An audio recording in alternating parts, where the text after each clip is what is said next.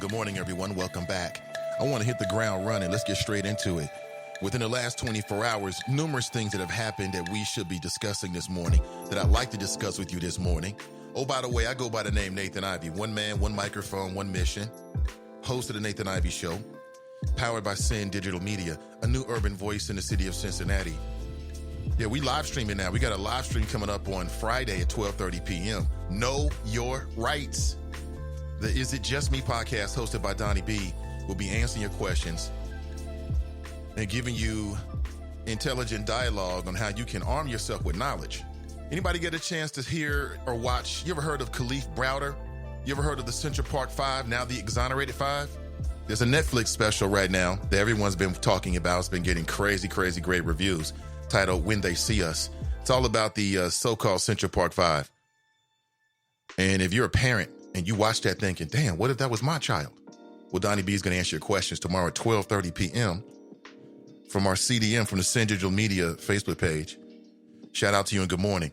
CPS has a new anti-bullying policy, but is it enough to keep our children safe? I say no. I'm going to send this conversation out to all my friends at CPS so they can hear what needs to be heard.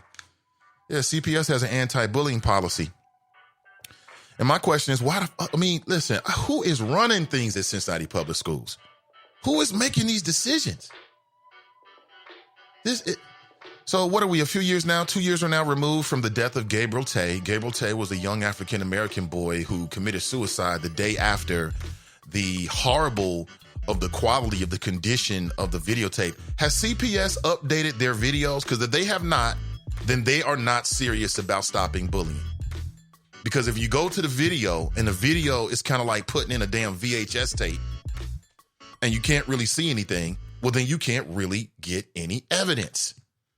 You can't really make a case. You don't know what really happened. It becomes he said, she said. I remember that tape from over at Carson, which, by the way, had all kinds of incidences and complaints about bullying that went unaddressed by the staff and administrators. I saw what happened to Gabriel Tay. Then the very next day, he commits suicide. Now, I'm going to say it again. Mary Ronan, former superintendent. I know people like her. They say good things about her. But what she said about Gabriel Tay as she was walking out the door to this day is still reprehensible. It's reprehensible for any educator to act as if there's no connection between bullying and teens and kids' suicides. Everybody knows that there's connection between that. I have been trained by CPS about that. So I know that they do. So for the superintendent, and I know why she's doing it, she's trying to save your face and make it seem like that, her people didn't do anything wrong. And I guess the courts will decide that, but we can, in the court of public opinion, you already know. It's amazing. This Gabriel Tay case has been swept under the rug every once in a while. They've got a pre-trial motion hearing coming up in July. That's one reason why it's in the paper here locally in the city of Cincinnati. So this little boy had been bullied, and the school didn't do nothing about it. On this particular videotape, he ends up prone, laying on the damn bathroom floor after being confronted by a student that looked much bigger than him. And CPS, and then Mary Ronan was like, no connection. No connection?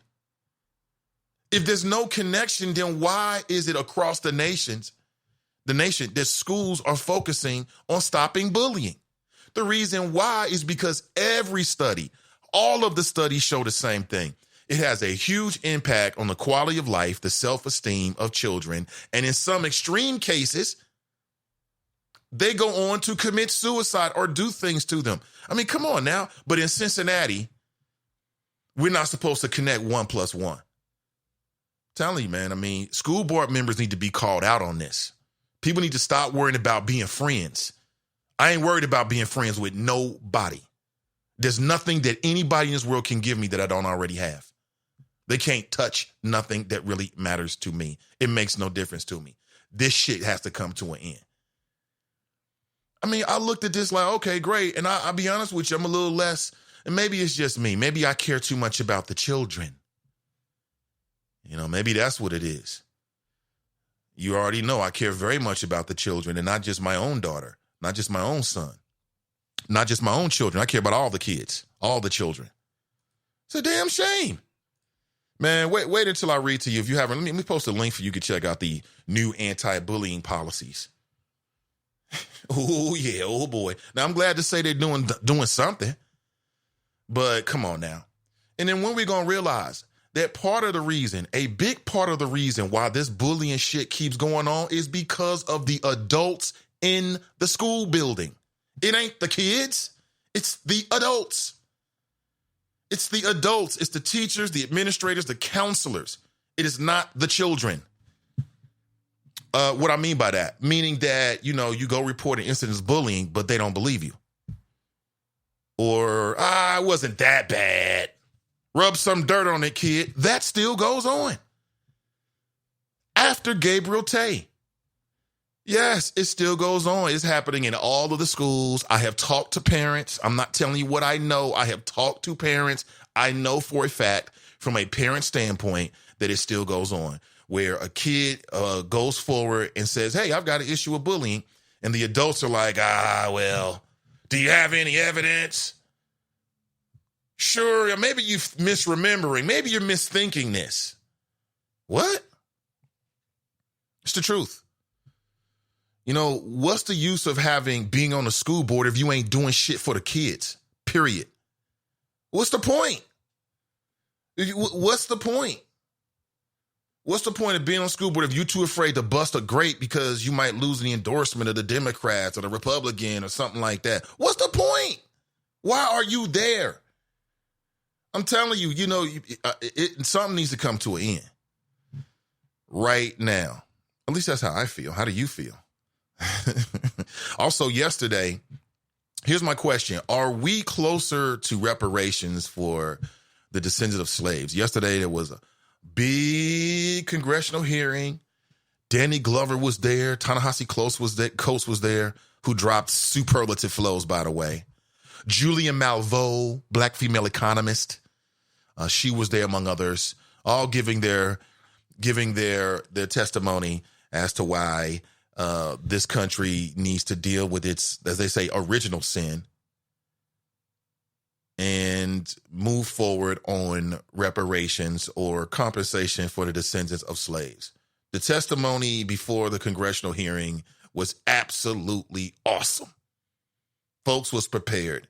They came with their best arguments, and I got a chance to watch a lot of it, not all of it, but I do have clips for you this morning, and I want to sort of provoke a conversation. Are we getting closer? This yesterday's congressional hearings on reparations, which essentially they want to start a committee that will review and analyze whether reparations are appropriate for ADOS. That's the American Descendants of Slaves, or just DOS, right? Descendants of Slaves, depending on, I guess, the context and people you're talking to. Does this make you feel better, or does it give you some confidence that reparations are right around the corner?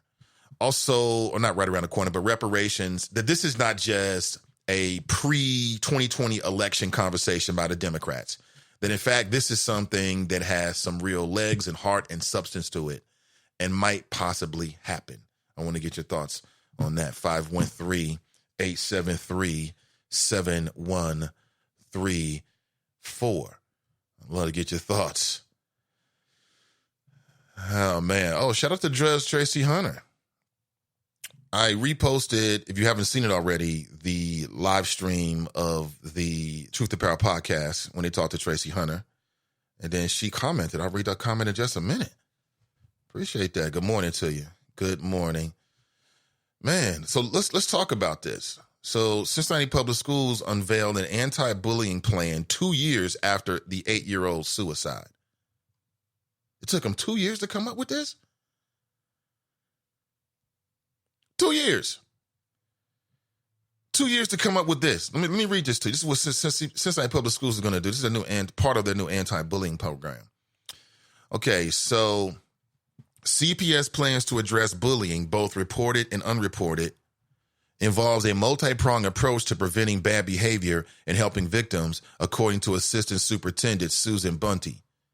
Its 5 focuses are expanding peer-to-peer counseling, which is go talk to another student if something's happening, pairing you up with a kid maybe in a grade higher than you, and then you can talk about it if you get bullied. Introducing an app that allows anonymous reporting while still allowing the district to correspond with tipsters. Oh, they're doing an app. An app. They already got a website. Now, maybe the app will add new features. Maybe there'll be a new focus on it. Here's the thing about CPS in my observation. You can have all the apps that you want. You can have all the 1-800 numbers and call this number. But when you call the number, if nobody answers, what the fuck difference does it make? So what? You got an app. You're not answering the emergency numbers that they have already at CPS. So now you get an app. You download the app. And then CPS can say, 1,000 people download their app, as if that's some kind of positive benchmark. But if there's a mechanism to reach out on the app, how long is it going to be before you actually get a response? I know parents, not what I'm thinking, not what I'm feeling, but what I know, facts. I know parents who have called these already emergency numbers and get no response. They get no response. I'm going to say this again. CPS, it's not the children. It's the adults who are not doing their job in these CPS school buildings. That's what the problem is. It ain't the kids. Oh, we're going to do peer-to-peer counseling. Oh, what the hell is that going to do? What's that going to do? Changing the way bullies are punished, making the response less punitive and more restorative. So what that means is your child gets bullied. They're not going to discipline him. They're going to sit him down and talk to him. Oh, you know what? How are you feeling today, John? John boy, you okay? Oh, well, you know what? Bullying other students and disrupting their school time. That's wrong, John boy. Can you please stop? You want some pickles? We got some sweet pickles for you, John boy. That's what that means. What in the hell? Creating maps of schools that show where exactly bullying is happening. So it's like a heat map for when kids get bullied. Are you kidding me? A heat map? What is this, a video game?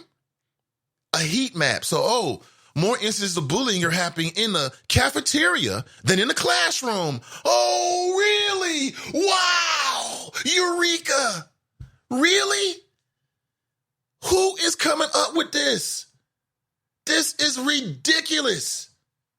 Parents should be outraged. This is what you're going to do?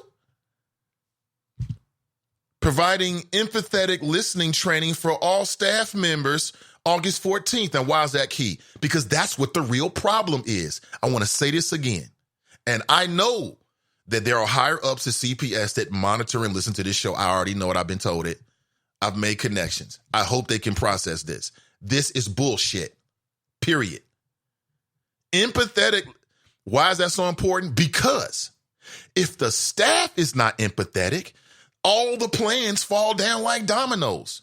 You can have the best plans. You can get new technology. Man, we got 15 new apps. We got apps for every day of the week. We got 5 new apps. Monday's app, Tuesday's app, Wednesday's app, Thursday's app, Friday's app.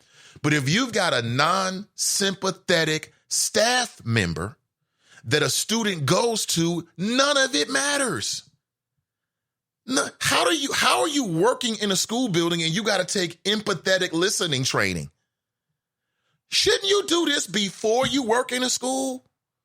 This is outrageous. You had 2 years to come up with it. Who do they talk to? They didn't talk to me. They don't talk to people I know.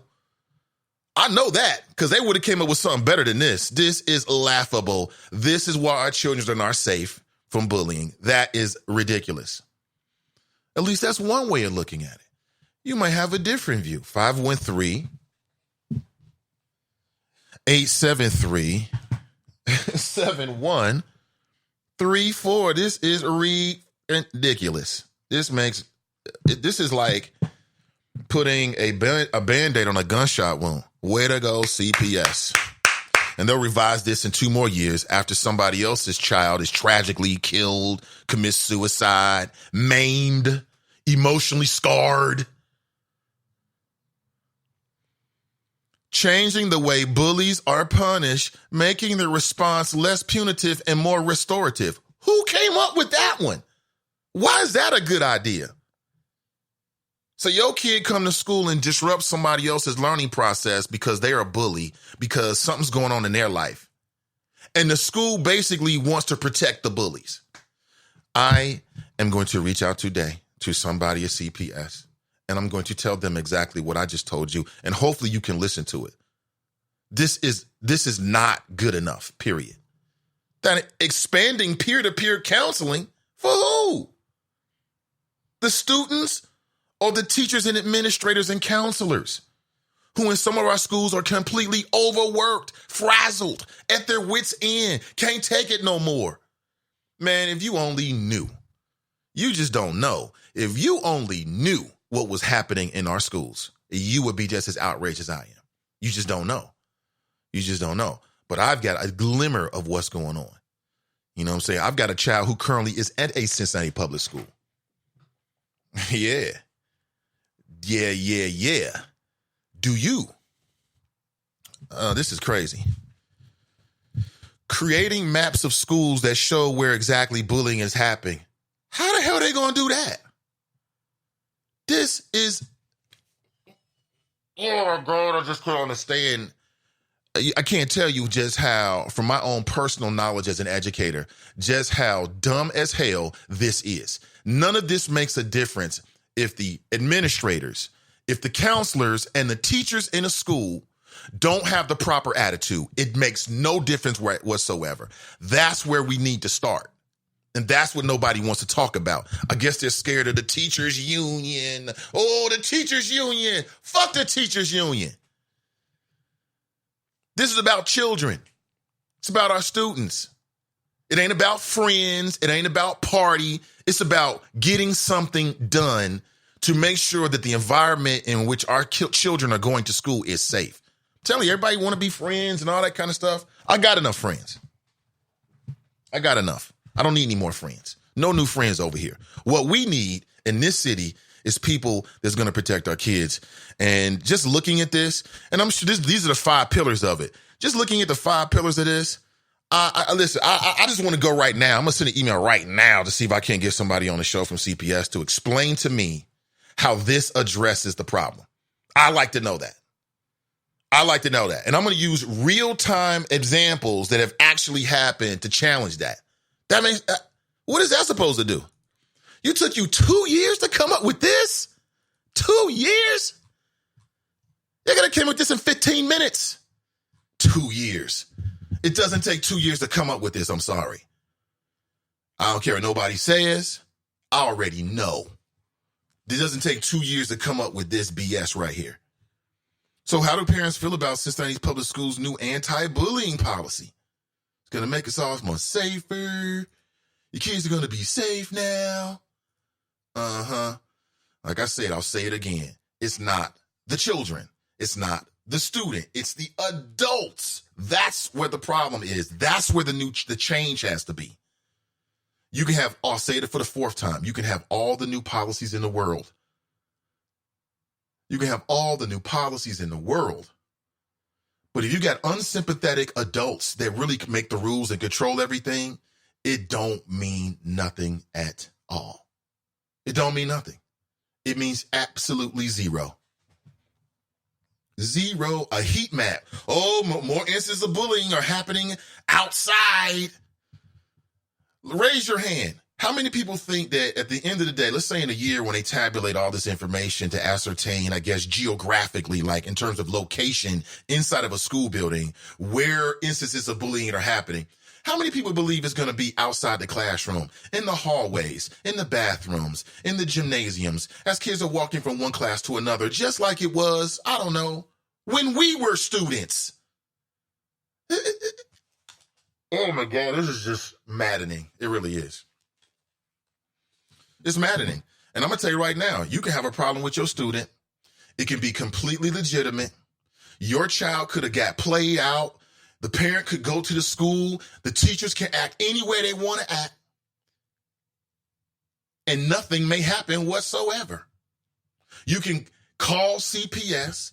You can meet with the assistant principal. You can meet with the superintendent. You can meet with the superintendent, but it's a good chance. Nothing will happen. What do you do then?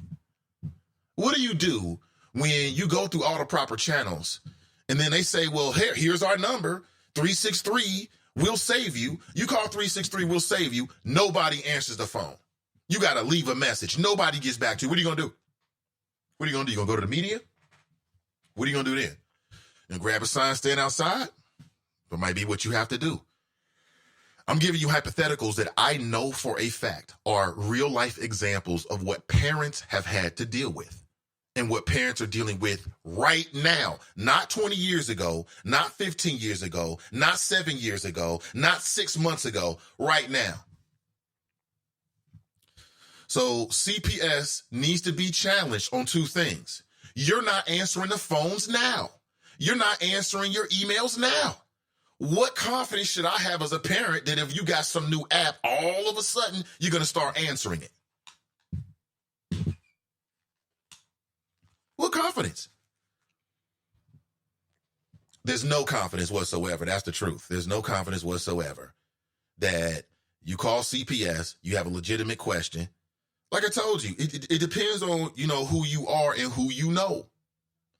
If you're someone who knows people, you might be able to put yourself in a surroundings or a scenario where you can get at these folks and you might get a response. If you're someone you don't know nobody, you stuck. You are done. And nobody cares. Because people are scared to talk about it. People are scared that they're going to get retaliated on. See, that needs to be addressed as well. Parents that got a problem with administrators, counselors, and teachers, and then they feel as if they're going to be retaliated. That's almost a form of intimidation and bullying. That ain't addressed in here. CPS ain't real about this problem. I'm going to go ahead and say it. They ain't being real about it. They're trying to put a Band-Aid on it to make it look like it. But what I'm telling you, you better believe that they know already. I ain't telling you nothing that CPS don't know. They know everything I'm telling you is true. But they got to get them paychecks, don't they? Got to get them paychecks. I get it. I like paychecks too. I like getting paid. I like paying my bills and putting food on the table for my family. I get it. I love all those things, man. But that's utterly ridiculous right there. At least that's my humble opinion. I'd love to hear yours. That's my humble opinion. So here it is. If you just tuned in, you're like, damn, Nate going off this morning. He always going off.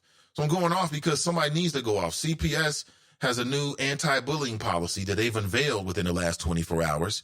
This is 2 years after Gabriel Tay committed suicide, the day after a grainy, very low quality, should be updated video feed showed him being face-to-face bullied right outside of the bathroom. It was the worst quality of video I've ever seen in my life. It was like, and I can remember this because I'm old enough. How many people remember before the internet got the video code that it uses right now, the early version of it that made streaming video a much more pleasant experience? I can remember getting on the internet and you didn't even want to watch no videos because it was so slow. It was almost like a series of still shots. It was like you see a still shot and then 5 seconds later you see another still shot in which, you know, the person has progressed 5 seconds further into the future, right? That's what the quality of the video was. And this happened 2 years ago. CPS need to update. They haven't already done so. They may have. They need to update every video system in every city school. I worked in a school in which most of the video cameras didn't even work. You have a problem, you go to the principal, you go to the school resource officer, security officer who had access to it, and they'll tell you like, oh man, those videos don't work. Those cameras don't work. Then why do you have cameras up there? Go get them fixed. Get them fixed. These are simple measures that mean a lot that people just don't think about. Expanding peer-to-peer counseling, that's always good. Having somebody to talk to is great. But when you have a bullying situation, talking to another student don't mean shit. Don't mean nothing at all. Because another student they don't dictate policy. They don't set the culture. It's the adults that do that. CPS is going to introduce, here's the 5 pillars or 5 focuses. 1, expanding peer-to-peer counseling, which, I mean, can that have an impact on people having someone to talk to? Sure it could, but that ain't the problem. Introducing an app. Number 1, we need to expand peer-to-peer counseling between the administrators and teachers, because you got some of these school buildings where the teachers don't like the principal and they don't talk. The principal ain't talking to the teachers. Miscommunication. They can't even communicate among themselves efficiently. How are they supposed to communicate efficiently to parents? They cannot. They are failing. Period. In some instances, you might be surprised where this issue is happening. You might be surprised. I ain't surprised by anything anymore. I'm way beyond that. So here's the 5 focuses for CPS's new anti-bullying policy. 1, expanding peer-to-peer counseling. 2, introducing an app that allows anonymous reporting while still allowing the district to correspond with tipsters. And see, you know what's going to happen. They're going to make the rounds and talk to the same old folks that's going to ask them softball-ass questions that don't really know what's going on. They don't really know what to ask. Here, on this show with me, you already know. You already know. This is the place to have that conversation. Changing the way bullies are punished, making the response less punitive and more restorative. So you bully somebody, which we know can have a disastrous effect, and we're gonna worry about restorative measures. What the fuck is that? What is that? Creating, not that I want to, because if you show me a kid there's a bully aggressor, more than likely something's going on in that family's life, and it probably has to do with the adults in that person's life. I'm gonna tell you again, adults are the ones that mess up kids' lives. It's the adults. It ain't the kids. It's the adults, with the environment that they bring these kids up in, with the examples that they show the kids, right? With the discipline that they give or don't give, with the love and attention that they give and don't give. And then the kids come to the school and they want to take it out on somebody else. It's the adults, not the children. But here's more. So I ran through 3 of them. Number 4 is creating maps of schools that show where exactly bullying is happening. And I like to know why that's important. 5, providing empathetic listening training for all staff members on August 14th. Empathetic listening. So you telling me that we have school administrators, teachers, and counselors that need to be trained on listening empathetically? Like,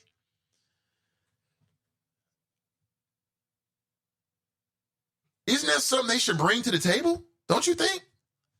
Like, shouldn't you have that in place already before you start rocking? I mean, shouldn't you have a love, and if you've got a love of children and you have a desire for good things for children, shouldn't you already have that empathetic listening, all that down? Yeah. Yeah, I think you should have this down before you sign the contract, before you start working in our schools. Now, listen, everybody needs to be updated on training. More training is never a bad thing, but I'm just reading between the lines here. Some of this stuff, man, if you know what you're looking at, this reads like a very bad problem right here. If you know what you're looking at. Not everybody does. People might think they do, but not everybody does. You got to have a certain level of involvement and experience with this kind of stuff. Just being straight with you. Some folks will read just like, oh, this is great. Good answer. It's the wrong answer, Grandma, on Family Feud, messing up the family's money. That's the wrong answer, Grandma. I've always said if I go on Family Feud and a family member say something stupid, I'm not clapping. That's the wrong answer, cousin. The wrong answer. We prepped on this last night. Everybody else, good answer, a horrible answer. So Gabriel Tay, the lawyer for Gabriel Tay's family, said that this was long overdue. Quote, the school district should have taken care of this problem years ago. And I 1000% agree. And before people say, well, we shouldn't cry over spilled milk, we're not crying over spilled milk. We're crying over the suicide of an 8-year-old boy who committed suicide. And it appears that he was dealing with some serious stuff on a daily basis at school. We're not talking about crying spilled milk. We're talking about the lives of young people, and I think it's worthy a little bit of our time. So attorney Jennifer Branch, who is representing the Tay family, they've got this wrongful death lawsuit ever since the January 2017 suicide. And she said the step was encouraging, but long overdue. So I agree with her. The step is encouraging. I mean, anytime, kind of. The step is encouraging because it's a step, but the step ain't wide enough. It's not a big enough step. You telling me it took CPS 2 years to come up with this? All those smart people with degrees getting paid money, and it took you 2 years to come up with this. We, the choppers, could have came up with this in 15 minutes inside of one show. We could have came up with this. Creating maps of schools that show where exactly bullying is happening. So that's a heat map. And I guess what that means is that they can use this information to find out where the blind spots are. But we already know where the blind spots are. If you work in the school, you already know where the blind spots are. The blind spot is in the hearts and minds of the teachers, counselors, and administrators. That's where the blind spot is. Put a video camera on that, and then we'll solve some of these problems. If the adults in the building were more alert, had more give a fuck, were giving the resources that they need to deal with these situations, none of this we wouldn't be talking about this. We wouldn't be talking about this. Don't blame the kids. Don't blame the students. It's not their fault. They're living in the world that we created for them. They didn't create the school systems. We just forced them to go to the schools. Providing empathetic listening training for all students. And that's going to happen on August the 14th. Great. Right in time for the new school year. So it'll be fresh in their minds and hearts to listen to the kids.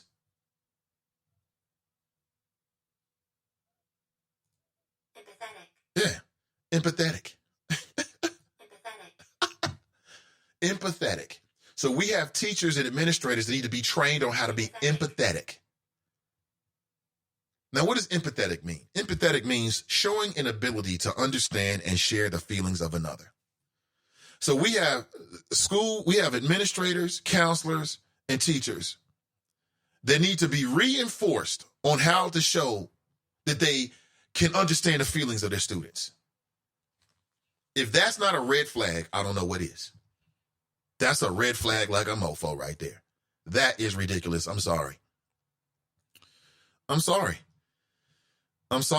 You know, I'm not sure who they spoke with, but they didn't speak to the real MCs out there. I'm going to tell you that right now. They didn't speak to the real folks out there that's got real opinions, that's not afraid to really talk about it. They didn't talk to them. I don't know who they spoke with, but I'm disappointed. I'm extremely disappointed. It's not far enough. I'm not impressed. Not at all. And when we're dealing with the life of a child, I think that we need every effort. Every effort. It's ridiculous, man. What do you think? 513-873-7134. Again, welcome to all the new folks, to the friends who like the Nathan Ivey Show. That's a closed Facebook group. If you'd like to join, all you got to do is knock on the door, and we love to discuss. So yesterday, reparations, man, reparations, Hercules,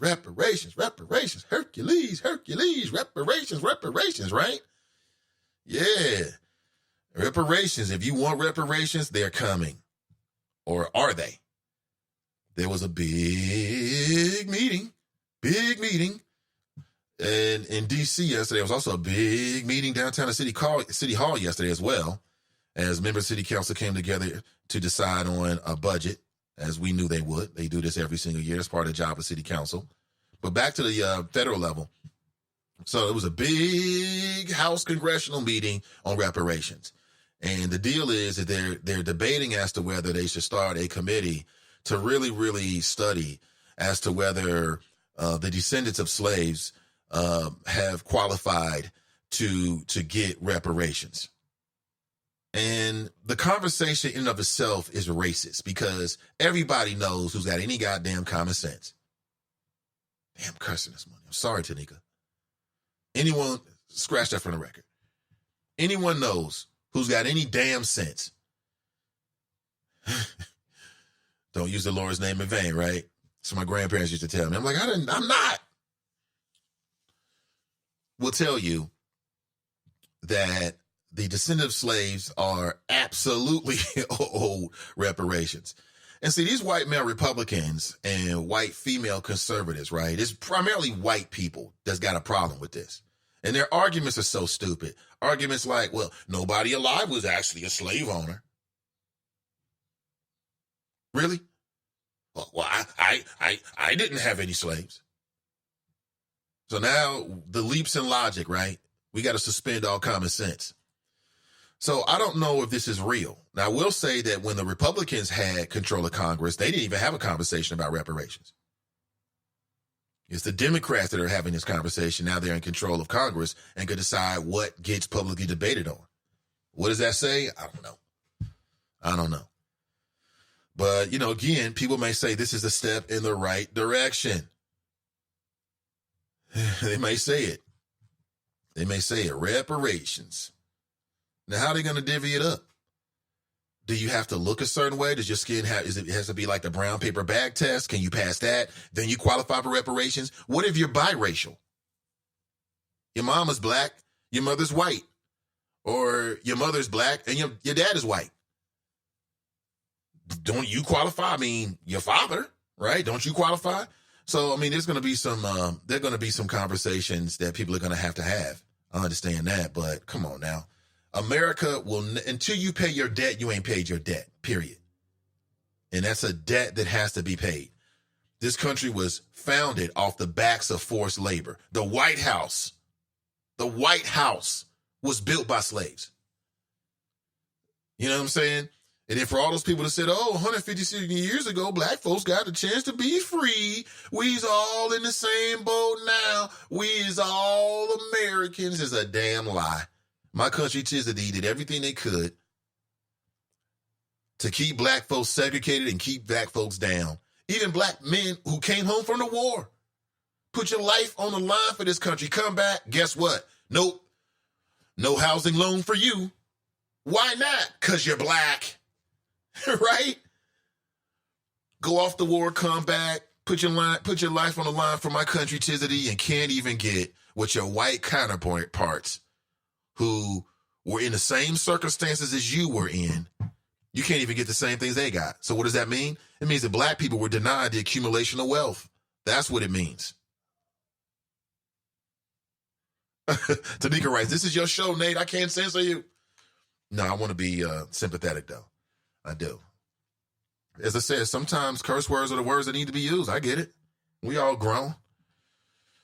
Appreciate you, Tanika. Appreciate it. But back to reparations, though. So after what you saw or heard yesterday, do you feel like this is going to be a serious effort, a serious movement? Or is this just some election year politicking? It's election time, and the politicians want to act like they care about us. So now we're going to talk about all the issues. Come on now. Can't go out like that.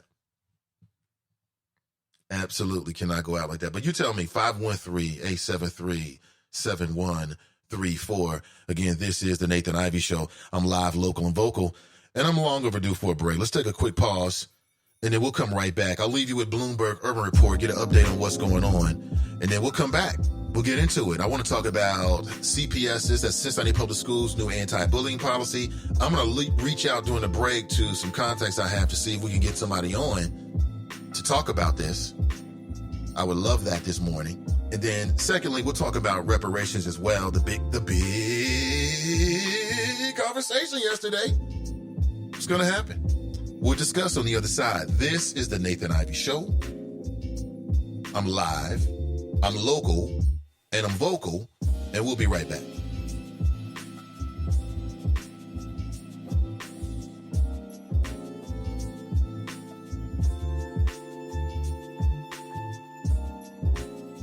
Urban Report, I'm Donna Wilson. Adidas might be showing diversity in its ad campaigns and collaborations with several black stars, but according to a report from the New York Times, this level of diversity doesn't reach its corporate offices.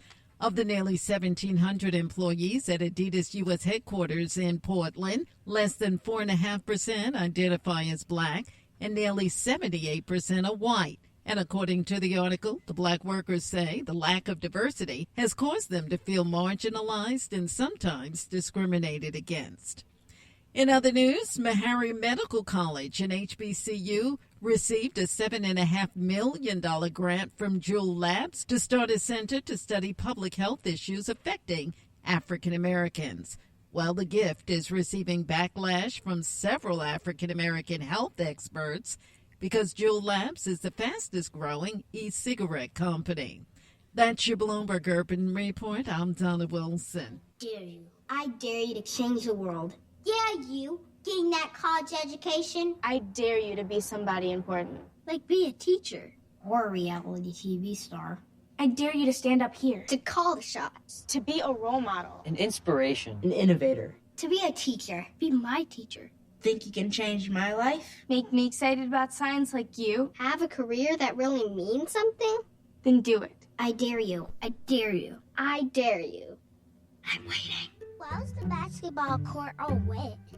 Because the players kept dribbling on it. The dad joke. Corny, groan-worthy, but also one of the simplest ways to share a moment with your kids. What did the buffalo say when he dropped his son off at school? Bye, son. So take a moment to make your kid laugh, because dad jokes rule.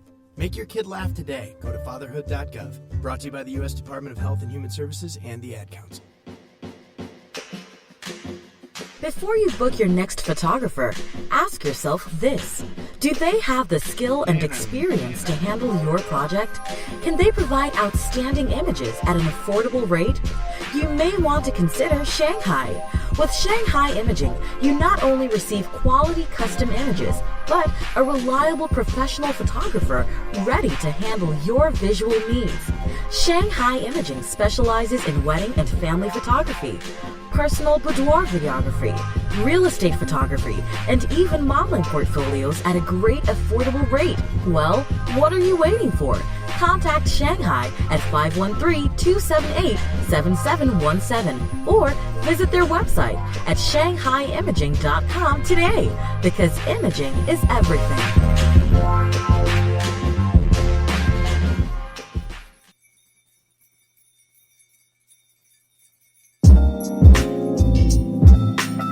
Quick break, back to Rock. Nate Ivy with you. Don't forget, on Friday, that's just tomorrow, as a matter of fact, tomorrow, 12:30 p.m., all eyes on our CDM, that's Cincinnati Digital Media, Sin Digital Media Facebook page. We'll be streaming another live show of the Is It Just Me podcast with Donnie B. Her co-host will be Rodney Harris, attorney Rodney Harris. It'll be great to catch up with him tomorrow. It's been a minute. And I've heard he is no longer with the Public Defender's Office here. He's doing his own thing, and they'll be answering your questions and giving their thoughts, all under one umbrella, Know Your Rights, inspired by the events televised via Netflix recently with a series, When They See Us, along with other real-life events of people who've been falsely accused. If you were falsely accused of a crime, if you or a family member were falsely accused of a crime, what would you do? Who would you call? What's the first question? What are your rights? So Know Your Rights tomorrow, 12:30 p.m. If you can't be there, please share it today with people in your social media networks who might get a chance to check it out. And then, of course, you can always circle it back and watch the entire show straight from your Facebook page or from our Facebook page, from the Facebook app. Sin Digital Media, that's tomorrow. Good morning, everybody. Ta-Nehisi Coates did his thing, huh? Oh, yeah, Ta-Nehisi Coates is dope, man. I've been hip to Ta-Nehisi for a long time. Brother writes he's a prolific writer. I think he's still with The Atlantic. He was the best thing The Atlantic had for a long time, and his talent just rose into prominence. He actually did some of the writing for some of the more fictionalized narratives for Black Panther series. So a lot of people think that he's a woke brother. Yeah, Ta-Nehisi is dope. And I think he held his own. He put it down the way it needed to be put down. It really did. And if you missed any of it, I want to play some clips for you this morning so you can sort of get caught up. If you jump inside the Friends page, there is a lot. I mean, people have been posting it. A lot of folks have posted a lot of the, not a lot of, but posted from various sources, posted the live feed video. I see some from C-SPAN. C-SPAN is always a great place to get stuff from for various reasons, especially when it comes to like congressional hearings and things like that. Much better to go to C-SPAN than maybe even some of the more partisan, right, or more biased networks. Shout out to C-SPAN, the work they do. Pamela is first inside the Chop Shop this morning. She writes, good morning, Nate and the Choppers. Good morning to you, Pamela. Tanika writes, good morning, Nate. Good morning to you. Tracy writes, hi. Are you back now, Tracy? Hopefully so. Angela writes, salutations. Well, salutations to you, Angela. Broadway writes, hypocrisy is in the air. Ah, smell it, Nathan. Anyway, good morning. Hashtag alt middle. Ayatollah stand up, he writes. Ray writes, good morning, all. Good morning to you, Ray. Charles writes, good morning. What's up with you, Charles? What's up with you, Ray? Good to see everybody. Mason Muller writes, morning, Nate and the Choppers. Hashtag, I'm not sure what that means. Pam writes, good morning, all. It's me. It's not you, Mason Muller. It's me. Kelly writes, good morning, Nathan. Pat writes, good morning. Angela writes, I believe CPS is underreporting bullying instances. I believe so, too. They're underreporting it on two levels. Number one, a lot of kids don't come forward when they get bullied because they feel like I should deal with my own, or it's kind of like, he's acting stupid today, or this person's acting dumb today. I'll just let it ride. And before you know it, multiplies. The other thing about bullying is it says a lot about human instinct, even for adults.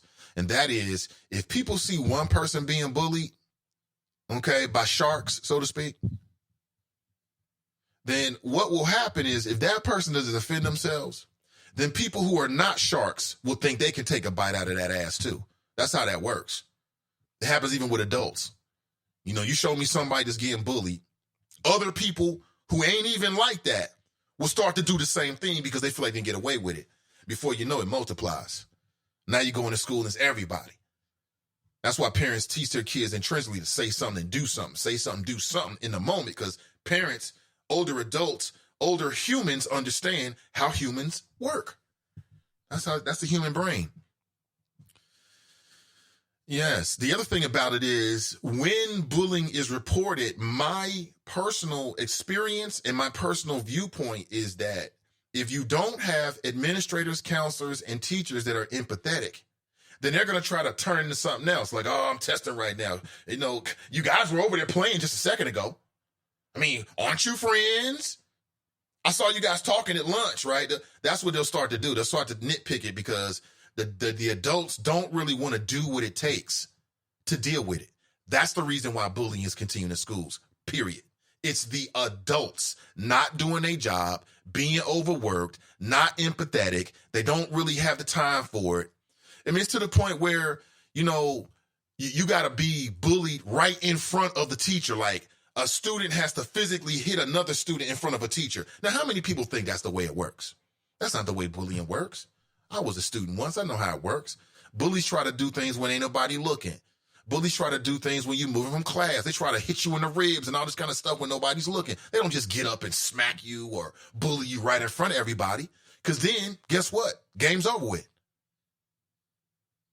And you got teachers, administrators, and counselors that will play into that. And instead of doing their due diligence, they'll start making excuses. Well, what about this? And maybe it's that. And maybe it's that. That is what's happening in our schools. That is the reason why bullying continues.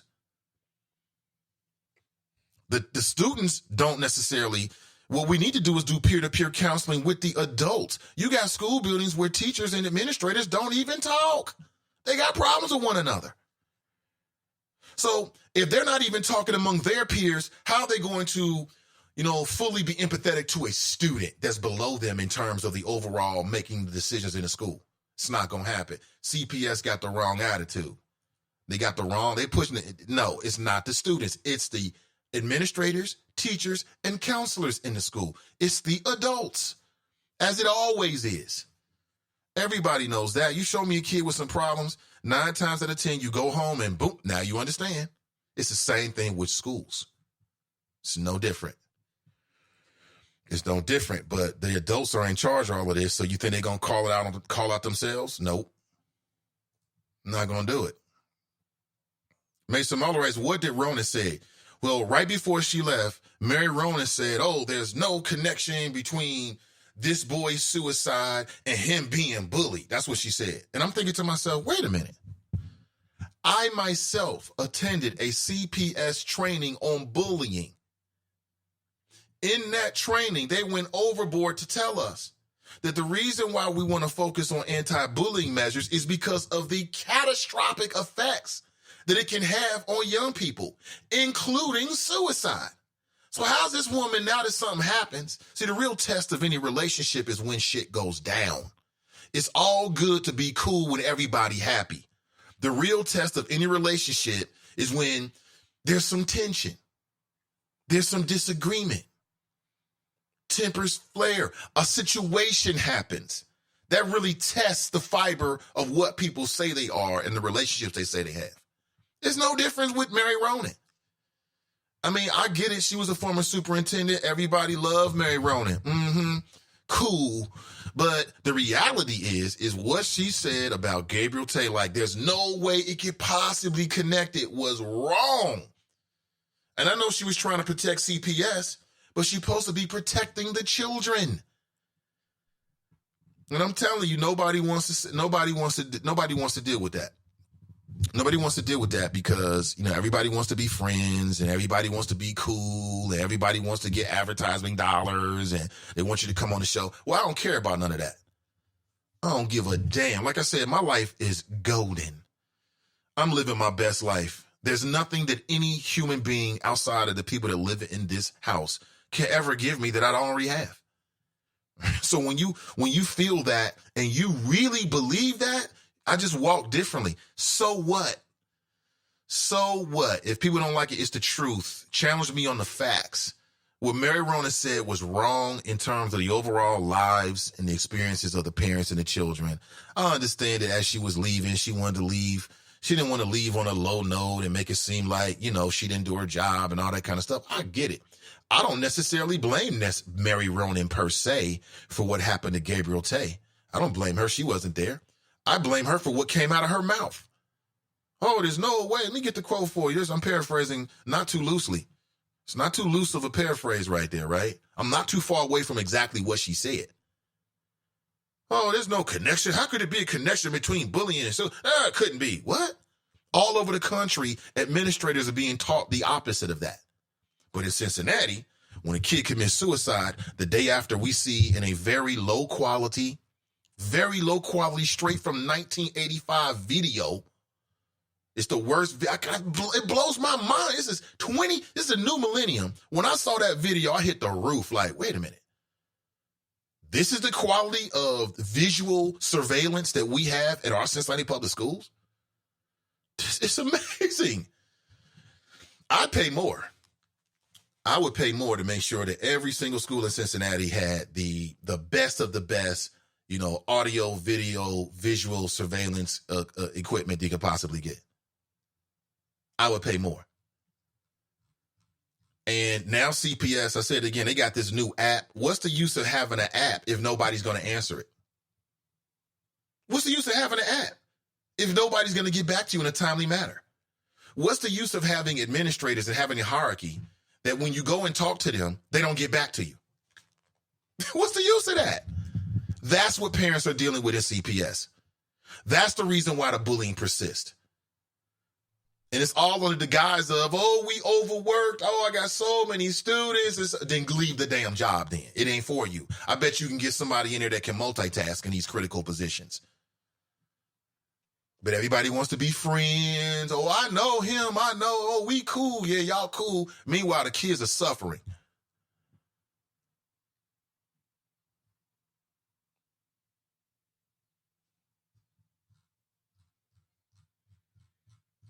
Meanwhile, the kids are suffering and parents are suffering. Kids got to go to school. Parents got to send their kids to school. I'm just saying. You know it and I know it. Well, maybe you don't know. Now you know. So please like and share today's show so people can see this. And they can know that at least somebody out there has common sense. At least somebody out there knows what's going on. Like I said, they got a brand new app. You can report bullying, da-da-da-da-da-da. But if you report it, is somebody going to get back to you in a timely manner? They got these numbers, these 363 numbers. Call this number when you have an issue. Call the number. It goes straight to damn voicemail. If you can even get the voicemail. Because the voicemail might be full. You know what happens when you call a number and the voicemail is full? You get that automated voice that says, the voicemail is full, and it hangs up on you automatically. What good is that? None. Zero is my hero. That's how much good it is. Zero is my hero. Oh, my God. You got to laugh to keep from crying about this. It really is. An app. Well, welcome to the 21st century. You got an app, CPS. Way to go. You got an app. We got an app. Way to go. So does Domino's. So does Pizza Hut. They got apps too. Big fucking deal. Big whoop-de-doo. You got an app. So what? So do half a dozen podcasters out there that got apps. So big deal. I can get some chicken wings on an app. Big deal. I ain't impressed. Not one bit. Angela writes, where are the former principal and assistant principal? I do not know. You talking about from Carson? I don't know. Did they just get remixed back like they do the Catholic priests? We just going to push you in another parish? Not tell anybody about your crazy history. Just going to put you at another school? I don't know. See, Pam writes, Tracy, you look like you had a good time with Russ. Yes, she did. The what would Jesus do question was completely out of order. Tanika writes, my 8-year-old daughter this past school year was being bullied by a Hispanic little boy. I stayed on her teacher and principal until it stopped. I was about to turn up on them about that, my baby. Yeah. But the thing is, you had to stay on them.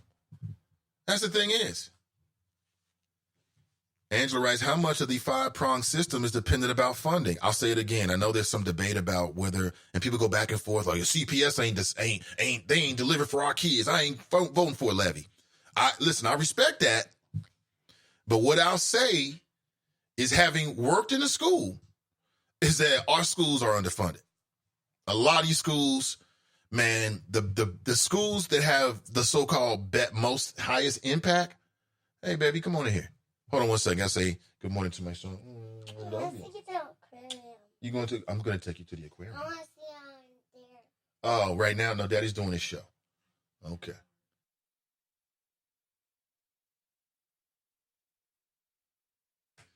Yeah, sorry, my son. See you later, bud. He wants to go to the aquarium, right? So now you know where my passion comes from. I got another one coming up. Am I going to bring him up in CPS? What happens if my son gets bullied like Gabriel Tay? So that's where my passion comes from. It comes from the children that I'm raising, the children that I've worked with, the parents that I know. That's what it's all about. It's about positive change. And damn it, if it takes some outrage to get it started, then that's what we're going to have to do. Because what I just saw is ridiculous. A 5-prong. We're going to start an app. We got an app, baby. CPS got an app. Well, they always had a phone number. They had a phone number. You could go to CPS website and you could anonymously, well, it wasn't so anonymously because you had to put in, no, it was anonymously. And you could put in your information, and then allegedly they were going to get back to you and talk to you about what happened with the bullying. Now, why is that? Well, that's because in the school, the teachers, administrators, and counselors are not that responsive. They are not. They're not always responsive. So CPS felt a need to create another line of communication where parents could could go around these school administrators, counselors, and teachers and talk directly to CPS. And then when you do that, you might have to wait 2 weeks, 3 weeks. You might have an emergent situation. You're just waiting. So is this like a manpower thing? I think it is.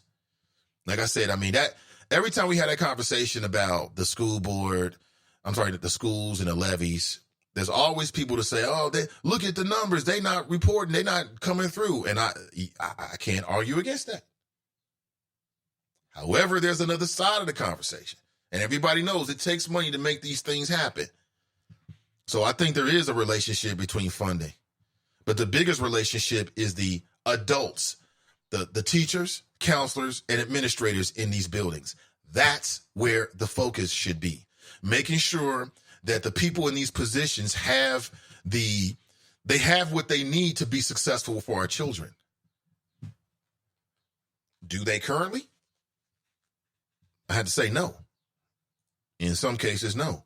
But if you look at the schools that are more higher performing or whatever, what they have are thriving parent organizations that supplement the resources that the schools don't have. So I think there is a connection there. Angela writes, 2 years to come up with these bright ideas. Right. 2 years. I'll say it again. We could have came up with this in 15 minutes. And everybody knows that. We could have came up with the same ideas, if not better, in 15 minutes. And CPS has what? Dozens of people making 40, 50, 60, 90, $100,000 a year. And it took them 2 years to come up with this. That's outrageous. And local media is not going to call them out because local media is punked out. Mainstream press is not going to call them out. They're not going to do it. It's not going to happen. Your local talk radio host ain't going to do it unless he hears me and then says, you know what, Nate is right, so now we got to talk about it. It's the truth. It's the truth. It's not going to happen. Hopefully it will. I don't know. It don't really matter. We're talking about it right here, right now. That's what really matters. Thought I had a call here for a second. They call her, well, I guess I didn't. Cassandra writes, great risings, beautiful people. Hey, good to see you, Cassandra.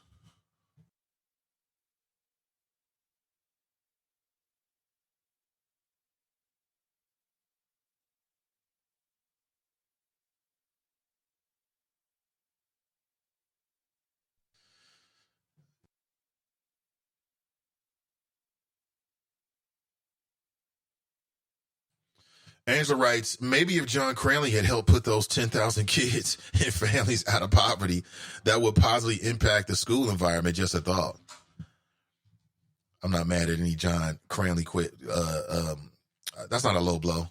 I'm not mad at any John Cranley references. I mean, come on now. We're just getting started 2 months ago. Angela writes, teachers have different vantage point than administrators. They do. Mason Muller writes, sounds like CPD has bully spotter. What? Not bully spotter, man. Yeah, we're going to it's called a heat map. And I only know this because I used to do video gaming, and like they would create these heat maps in video games so that the players knew where to go and do to win and all this kind of stuff. So now CPS is going to create something like this. And I guess if they find out there's a choke point, like there's more instances happening in the library, then they can address it, I guess. I don't know. Mason Muller writes, 1 inch closer if we can get control of the Senate, he writes. Okay. I'm taking a call right now. Let's go straight to the phone lines. I want to hear what you have to say. Let's talk to, good morning. Welcome to the show. Good morning, Mr. Ivy, the #1 podcaster in America. How are you doing this morning, sir? You know, I'll take it until somebody shows up and takes the throne. I will take it. I hear you, Mr. Ivy. I know you're a busy working family man, CEO, entrepreneur, and I know you didn't have time to sit down and watch the entire 3-hour reparations for votes hearing that took place yesterday on Capitol Hill. Mm-hmm. I'm sure you watched the highlights. Mm-hmm. And I have one question. Did you see the highlight of the writer Coleman Hughes, or did you just overlook it, or did you not even see it? I don't remember Coleman Hughes. What did I miss? Exactly my point, sir. But you saw the full testimony of Ta-Nehisi Coates. Everybody saw that. Nate, let me tell you how strong the influence of the media is as far as backing the Democrat Party and as far as being so worried about losing that 5 to 8% of the black vote in 2020. Oh, now, God. Nate, do you know, but Nate, if you allow me, sir, okay, if you would just allow me to throw this little nugget out there. When you're on Twitter, okay, you know, when you send a message at the bottom, you could send a picture from your own phone or from the internet, or you can do a GIF or a GIF. You know what I'm talking about, the GIF thing. Okay, prior to the hearings yesterday, Nate, if you typed in reparations in the search for a GIF, you had random things, pop up. But yesterday, Nate, when I was on Twitter, after I came back from walking while retired, I was going to start lighting up Twitter. So I went to reparations because I've been there before and pulled some things from there. And I'm telling you, Nate, about the first 25 to 30 new GIFs were all Ta-Nehisi Coates, Nate. And I'm telling you, they are hitting social media with his testimony and other people who testified And they in front of should. Congress yesterday. And they should. He made a lot of sense.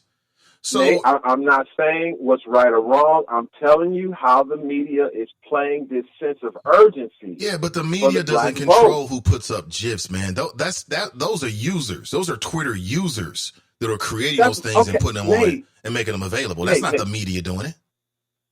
But Nate, do you actually, I know you're not this naive to believe that political operatives like our #1 political operative in the chop shop, Black Russia, Free Black Russia, don't you think political operatives like him and others do things like this on social media? You've already accused Black Russia of having multiple Twitter accounts. Am I correct? No, I didn't accuse him. I just called him out for doing it. It wasn't no acts. Those are facts. But you're right facts. about that. So you're saying these are all Democrat operatives that started creating these GIFs because they support Ta-Nehisi Coates and what he had to say about reparations. No. I think that's a stretch. Yes. No, well, you can call it whatever, but this is just one man's opinion. Because, Nate, I'm telling you, when the whole reparations thing first broke out this election, it was when Kamala Harris, was on the Breakfast Club, okay? This was back in March or April, okay? And there was some traction. All the candidates got asked about it when they did the little town halls. Bernie Sanders was the most memorable when he was on Breakfast Club, and he looked at Charlemagne and said, "What's reparations?" And Charlemagne said, "I don't know." So, but I'm telling you, Nate, this whole hearing yesterday, okay, it is for one purpose only. It is to charge black voters because they know, Nate, they know that they're losing 5 to 8% minimum. So they need to definitely charge turnout because so many people on Twitter and other social media sites, Nate, they think that the reparations hearing, if the bill is passed, means people don't start getting checked. People don't understand that this hearing yesterday for H.R. 40 was originally introduced by John Conyers, Democrat from Michigan, in 1989, Nate. It was called H.R. 375 back then. I don't remember the exact number. But H.R. 40 is just a spinoff of that. He's been introducing this bill ever since 1989. That means it was during the Bill Clinton administration and also during the Barack Obama administration. And if you allow me, sir, one more tidbit. Ta-Nehisi Coates, who gave an excellent testimony, Nate, that brother is a talented writer, okay? Everything he said was on point. But his article was originally written in The Atlantic in 2014. Who was the president, Mr. Ivy? Who was it? It was Barack Hussein Obama. He did not call hearings. It was almost like because it came right after his reelection in 2013 when the black voters and the Congressional Black Caucus was so pissed off at Barack. They figured, okay, we got you reelected, Barack.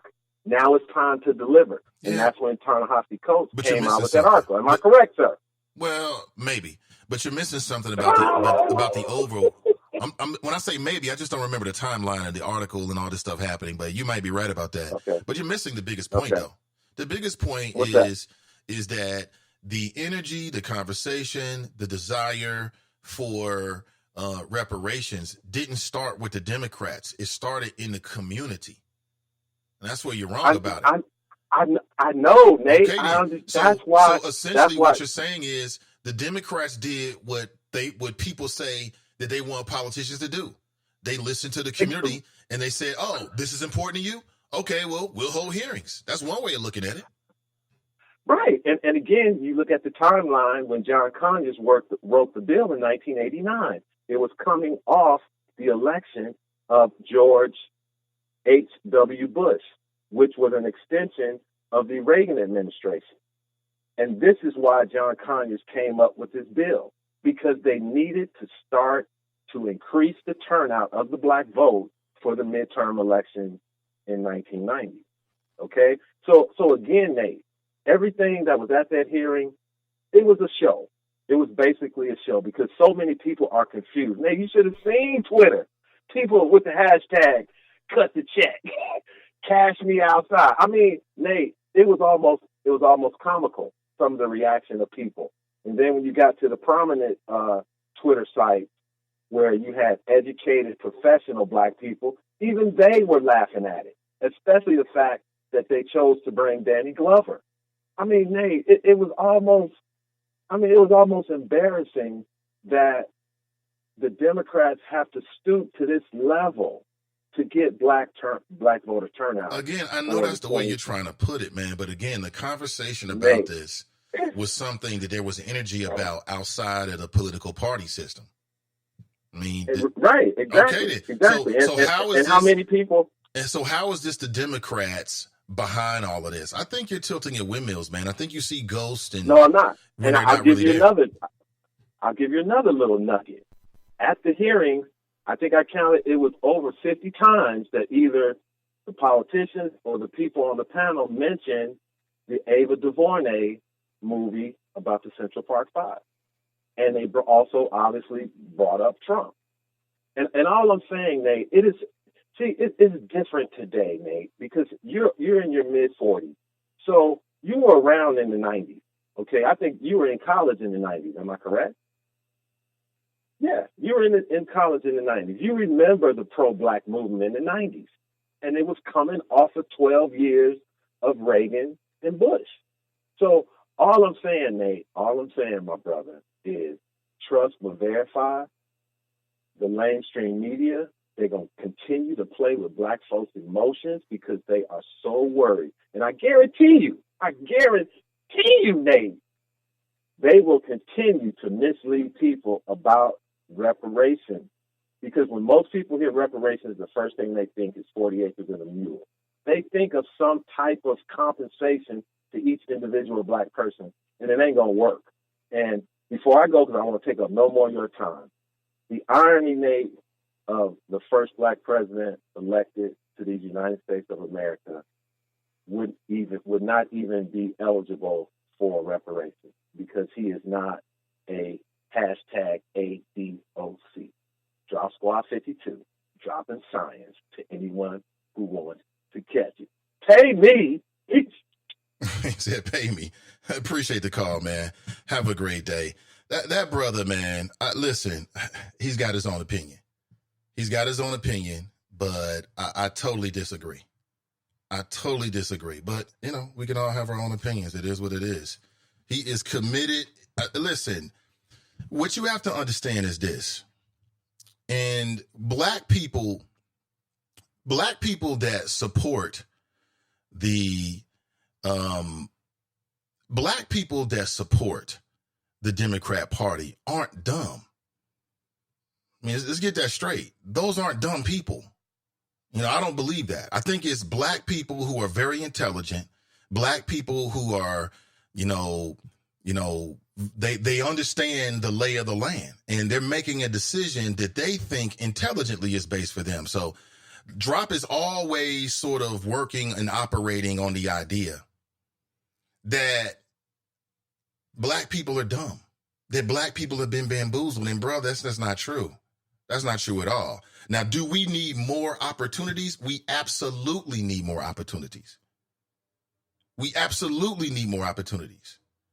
But at the same time, it ain't a critique and a criticism on black intelligence. That's what I have to say. Is it just me? But I get that feeling, though. I sound like Donnie B. Is it just me?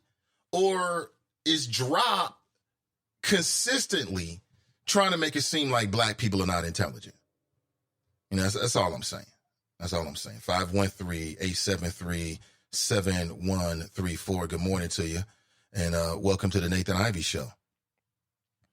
This show is an inspiration for so many people, whether they say it or not. I love it.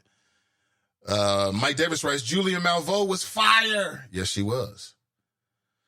I thought she was on point. Now, he had asked me about this brother, and I couldn't remember his name, but he is the black Democrat who got booed yesterday because he testified against reparations. And I want you just to hear a little bit of this. Check this out. Emancipation Hall in that recognition. Mr. Coleman Hughes is a columnist for Quillette and has worked as a freelance opinion writer since January 2018. He's had pieces published in the New York Times, the Wall Street Journal, the National Review, the City Journal, and the Spectator. He's studying philosophy at Columbia University. All right. We appreciate your attendance, and you're recognized for 5 minutes, sir. We're not going to play all 5 minutes of this, but check this out. Johnson and members of the committee. It's an honor to testify on a topic as important as this one. Nothing I'm about to say is meant to minimize the horror and brutality of slavery and Jim Crow. Racism is a bloody stain on this country's history, and I consider our failure to pay reparations directly to freed slaves after the Civil War to be one of the greatest injustices ever perpetrated by the U.S. government. But I worry that our desire to fix the past compromises our ability to fix the present. Think about what we're doing today. We're spending our time debating a bill that mentions slavery 25 times, but incarceration only once, in an era with no black slaves, but nearly 1 million black prisoners. A bill that doesn't mention homicide once, at a time when the Center for Disease Control reports homicide as the #1 cause of death for young black men. I'm not saying that acknowledging history doesn't matter. It does. I'm saying there's a difference between acknowledging history and allowing history to distract us from the problems we face today. In 2008, the House of Representatives formally apologized for slavery and Jim Crow. In 2009, the Senate did the same. Black people don't need another apology. We need safer neighborhoods and better schools. We need a less punitive criminal justice system. We need affordable health care. And none of these things can be achieved through reparations for slavery. Nearly everyone close to me told me not to testify today. They told me that even though I've only ever voted for Democrats, I'd be perceived as a Republican and therefore hated by half the country. Others told me that by distancing myself from Republicans, I would end up angering the other half of the country. And the sad truth is that they were both right. That's how suspicious we've become of one another. That's how divided we are as a nation. If we were to pay reparations today, we would only divide the country further, making it harder to build the political coalitions required to solve the problems facing black people today. We would insult many black Americans by putting a price on the suffering of their ancestors. And we would turn the relationship between black Americans and white Americans from a coalition into a transaction, from a union between citizens into a lawsuit between plaintiffs and defendants.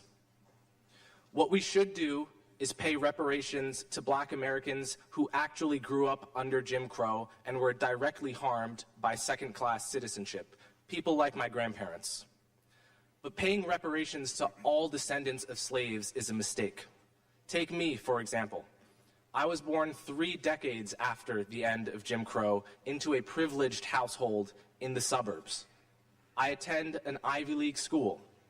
Yet I'm also descended from slaves who worked on Thomas Jefferson's Monticello plantation. So reparations for slavery would allocate federal resources to me, but not to an American with the wrong ancestry, even if that person is living paycheck to paycheck and working multiple jobs to support a family. You might call that justice. I call it justice for the dead at the price of justice for the living. I understand that reparations are about what people are owed, regardless of how well they're doing. I understand that. But the people who are owed for slavery are no longer here, and we're not entitled to collect on their debts. Reparations, by definition, are only given to victims. So the moment you give me reparations, you've made me into a victim without my consent. Not just that, you've made 1/3 of black Americans who poll against reparations into victims without their consent. And black Americans have fought too long for the right to define themselves, to be spoken for in such a condescending manner. The question is not what America owes me by virtue of my ancestry. The question is what all Americans owe each other by virtue of being citizens of the same nation. And the obligation of citizenship is not transactional. It's not contingent on ancestry. It never expires, and it can't be paid off. For all these reasons, Bill H.R. 40 is a moral and political mistake. Thank you. Thank you, Mr. Hughes. Okay, so that was Coleman Hughes. And you know what? I ended up playing most of it because I thought the brother was making some excellent points. Now, whether I disagree or not, he seemed like a brother that, you know, had his own convictions and he had his own viewpoint. Do you agree with him? He says it's not going to address any of the issues that really matter. So why is everybody getting caught up with it? Maybe he's right about that. Maybe he's right, or maybe he's absolutely wrong. The crowd didn't really appreciate it. The crowd didn't really appreciate it, and he didn't appreciate it for several reasons. I think it's because a lot of people were there to hear like one viewpoint. A lot of people were there to hear, hey, we got to go for reparations. But you know what? I'm not mad at that at all. I ain't mad at that one bit. He's got a different opinion. Don't mean he's right. Don't mean he's wrong. I don't think he should be hated.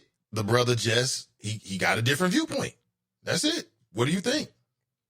What do you think? 513-873-7134. Love to hear it. Is he right? Well, I think two things, right, can be right at the same time. One, I think that the fight for reparations, the fact that America owes that debt is absolutely true. And two, he's right. Reparations isn't necessarily going to wipe away all those problems, and it's not supposed to. It's only supposed to address America's so-called original sin. That's the whole point. That's the whole point. That's the whole point. Yeah, that's the whole point. It's only supposed to address those things. And that's what you do. So for me personally, I just kind of feel like,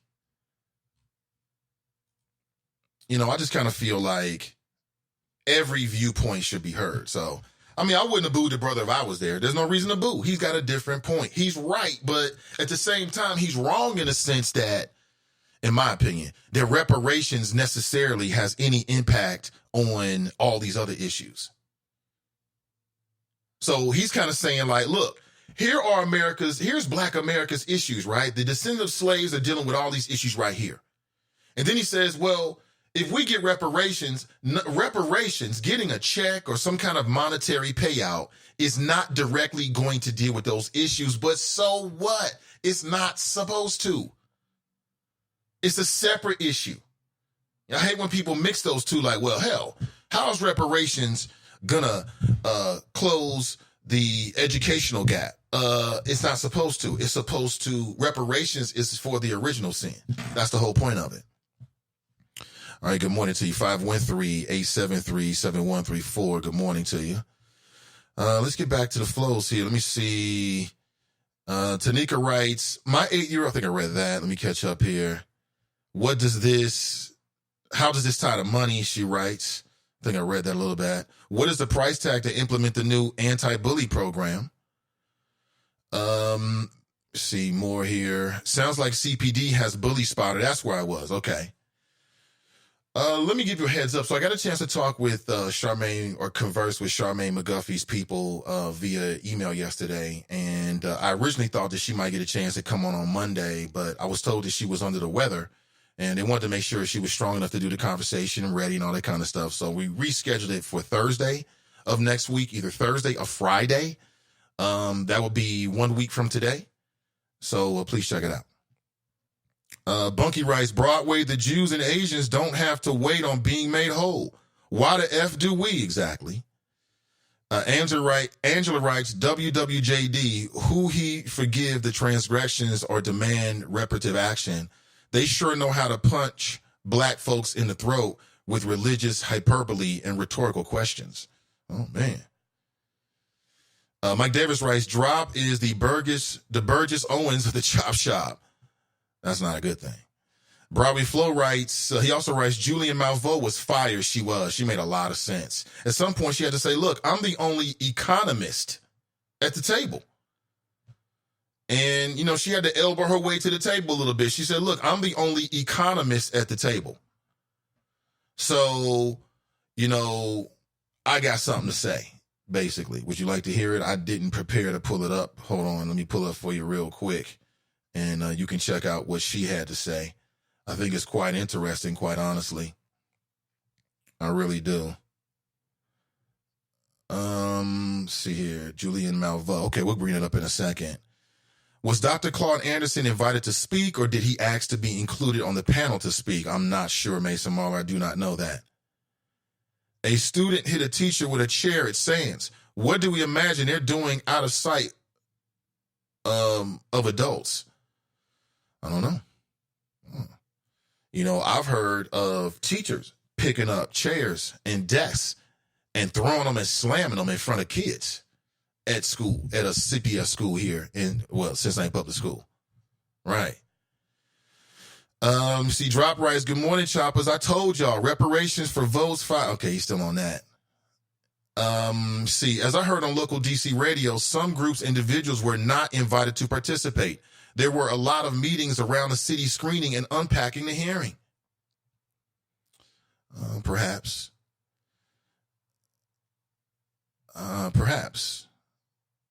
Drop writes, why didn't Obama act on reparations? Well, Trump isn't acting on reparations either. This wasn't Trump. This was the Democrats that are running the House of Congress. That's what started this. So that's a fair question, but it's also a fair question of every president. So let's get it twisted. She drops the type who'll say, well, why didn't Obama act on reparations? But then he'll give Trump credit for acting on reparations because they had this congressional hearing while he was in office. But one has nothing to do with the other. The real question is, Drop, or should I say a better question is, well, I would say just as fair a question is, why didn't the Republicans, who had control of Congress for 8 years, 10 years? And instead of talking about reparations or focusing on issues that really matter to, descendants of slaves, what did they focus on? Well, they focused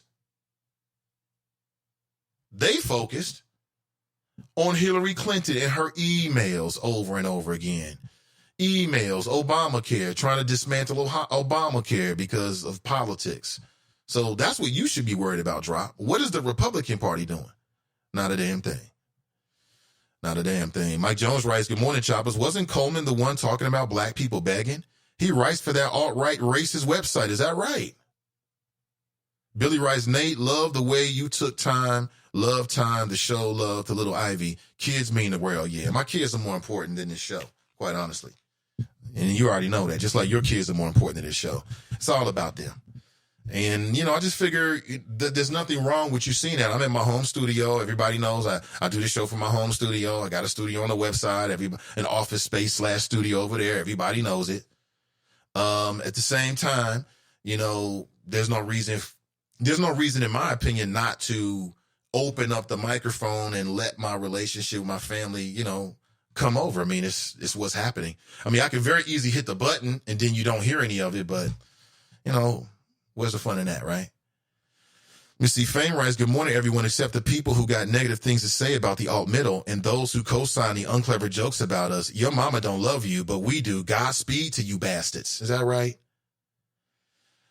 Let me see. Good to see, though. Fame writes, why didn't Obama speak of the reparations sham? Because he don't give a F. Manchurian's always eating high off the hog. Okay. Jared writes, good morning, #Team and I. Let me see. Mike Davis writes, Drop, you are the Burgess. Oh, I think he said that right there. Cassandra writes, why don't they send parents of bullies to court the same way they do if your child misses too much school? It's interesting. They want to get children's services involved and press charges for truancy, then do the same thing with the bullies and get the kids some type of counseling to find out the root issue of why they're picking on other kids. That's interesting. That's an interesting point. So, you can get charges for truancy. You can get charges for truancy. But if your kid, why's the reason behind that? That's interesting. I don't know. Let me work on that one. Mike Davis writes, Mike Jones, I didn't hear the beginning of his comments. When you heard him speak, he was agreeing with Coates. I'll go back and listen again. I've never heard of him before yesterday.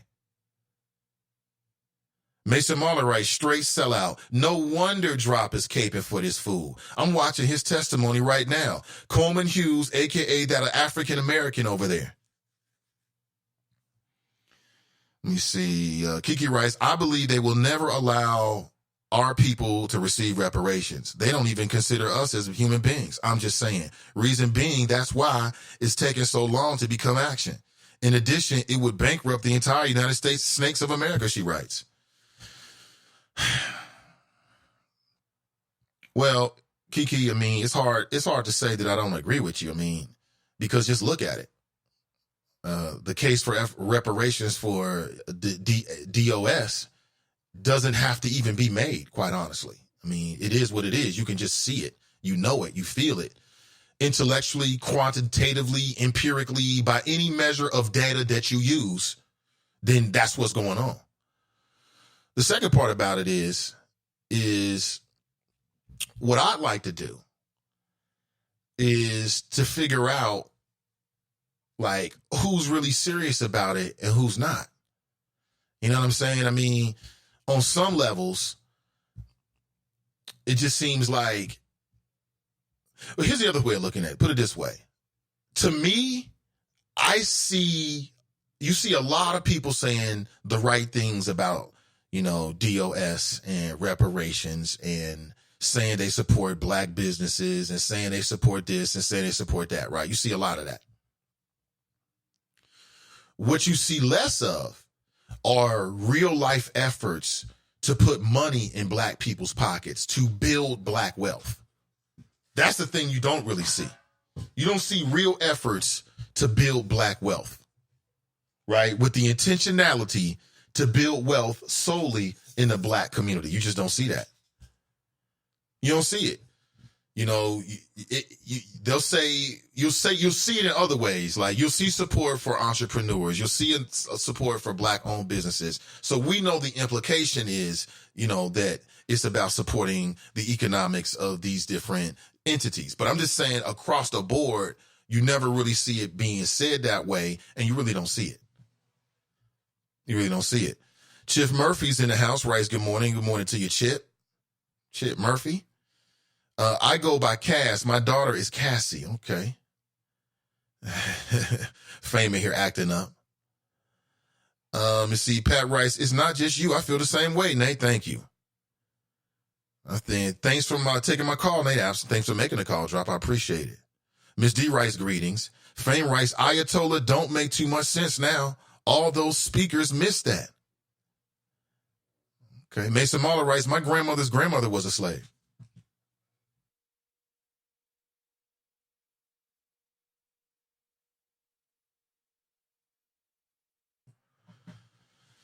Let me see. Mila J writes, makes sense, but who cares if white people mad? They not mad about their white privilege.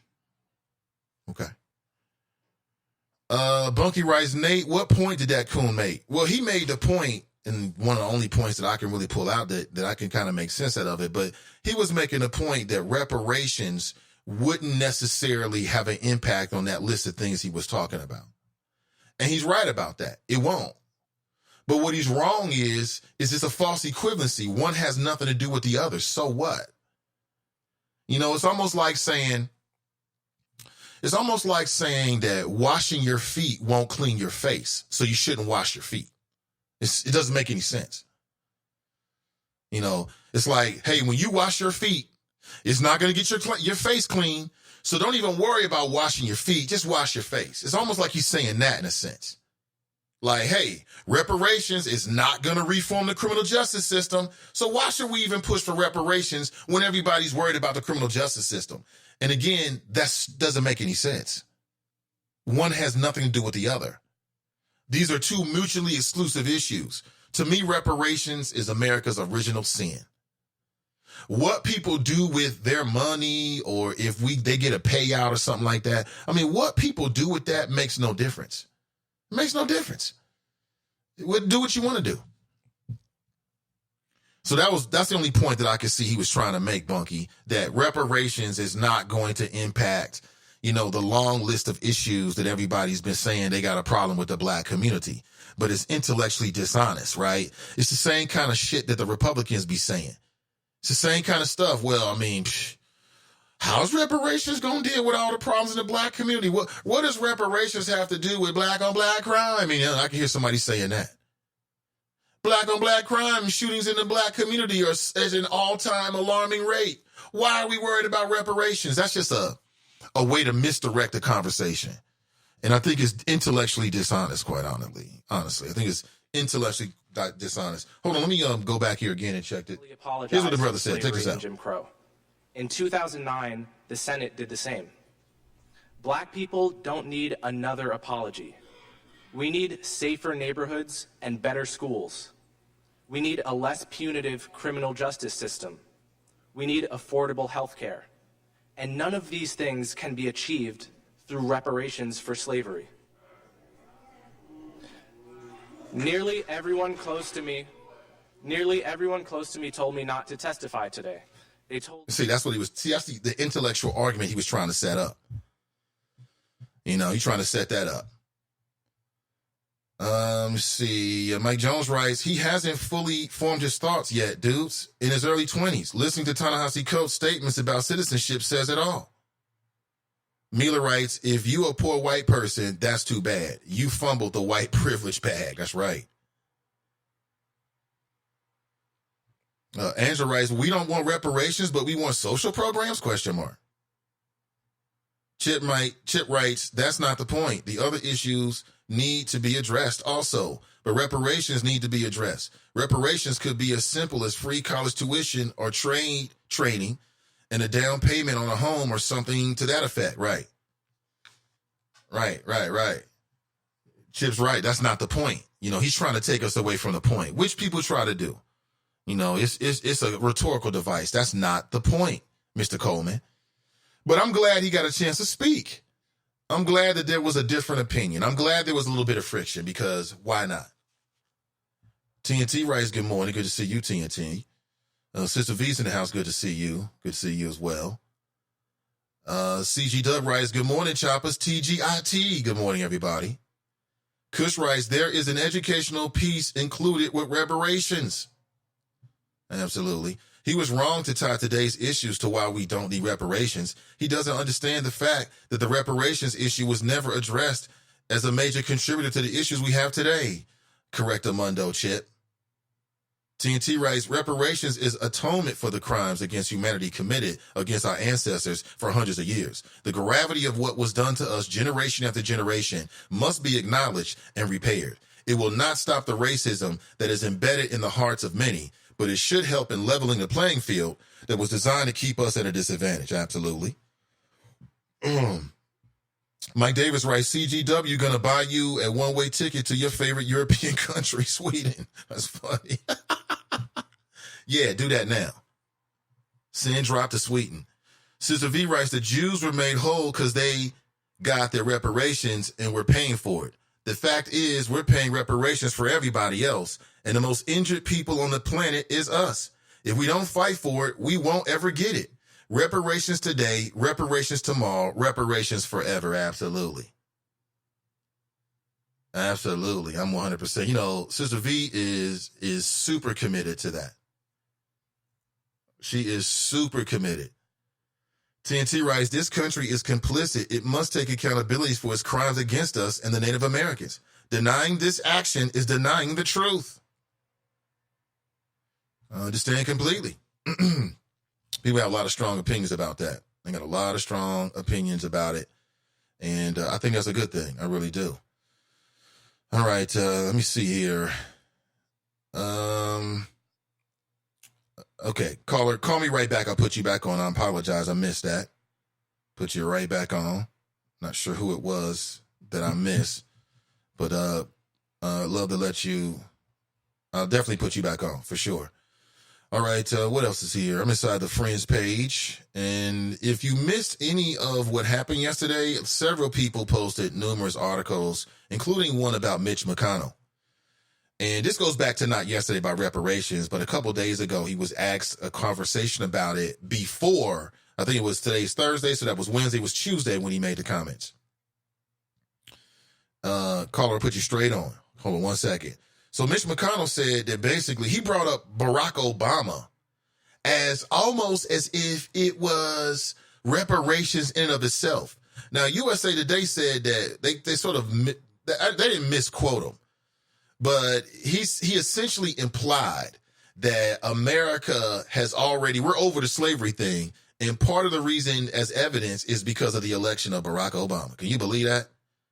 Yes. Let's go to the phones. Good morning. Welcome to the show. Shalom. Good morning to you. Good morning. Yes. I just want to say, first of all, I think some of my fellow male choppers who keep co-signing Ta-Nehisi Coates, I don't think they really know his true story. This is the most overstated Negro in America right now. He actually is the reason why Fox Sports 1 was able to pop off the way it was, the way it did, and have so much black talent, because him being overstated caused issues at ESPN. Because the ESPN was, how like ESPN has ESPN Deportes for the Latin community and ESPNW for women. Well, they were going to come out with ESPN Black for black viewers. And I forget what it was, but it's something he fucked up royally and just sent the whole thing foobar, and it basically caused Fox Sports to jump off. Fox Sports 1. So what did he do? I don't remember the story in detail, but it was something that it was something he did. Something he did or didn't do. Basically, it's his fault. Okay. It's his fault. I have to go research it or whatnot, but it's his fault. You don't know what happened, but it's his fault. What are we supposed to do with that, man? If you care that much about sports or Ta-Nehisi Coates, you'd go look it up. I don't care about him because he's an overstated asshole. But you brought him up. I'm just saying, because I didn't bring him up. The other male choppers did. I'm saying he's basically a male version of Angela Rye. Yeah, just talking shit, a chosen Negro. Yeah, but what I'm saying is you brought up whatever happened in the past, so it's logical for me to ask you what happened. I don't care enough to rehash the story because it's kind of goofy and complicated. Okay, so we should just ignore that earlier. Okay, we'll just ignore it. Okay. No, you're more than welcome to go look it up yourselves. I just thought of that when I was just reading some comments before you answered the phone. Oh, okay, I get it. You did? So you say he's like a male version of Angela Rye. Yeah, very overstated and chosen. And chosen. Chosen by who? The man. The man. You laugh all you want to. Ta-Nehisi Coates is a sucker ass nigga. Oh, up there getting beef with Cornell West and whatnot. He's a scrub. I mean, you entitled to your opinion, yeah. Okay, thank you.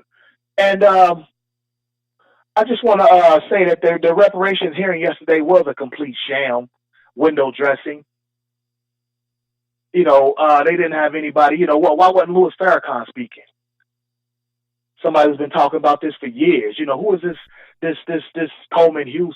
First of all, Coleman Hughes is part Puerto Rican. Let's not forget that too. He wouldn't be entitled. He's part Puerto Rican.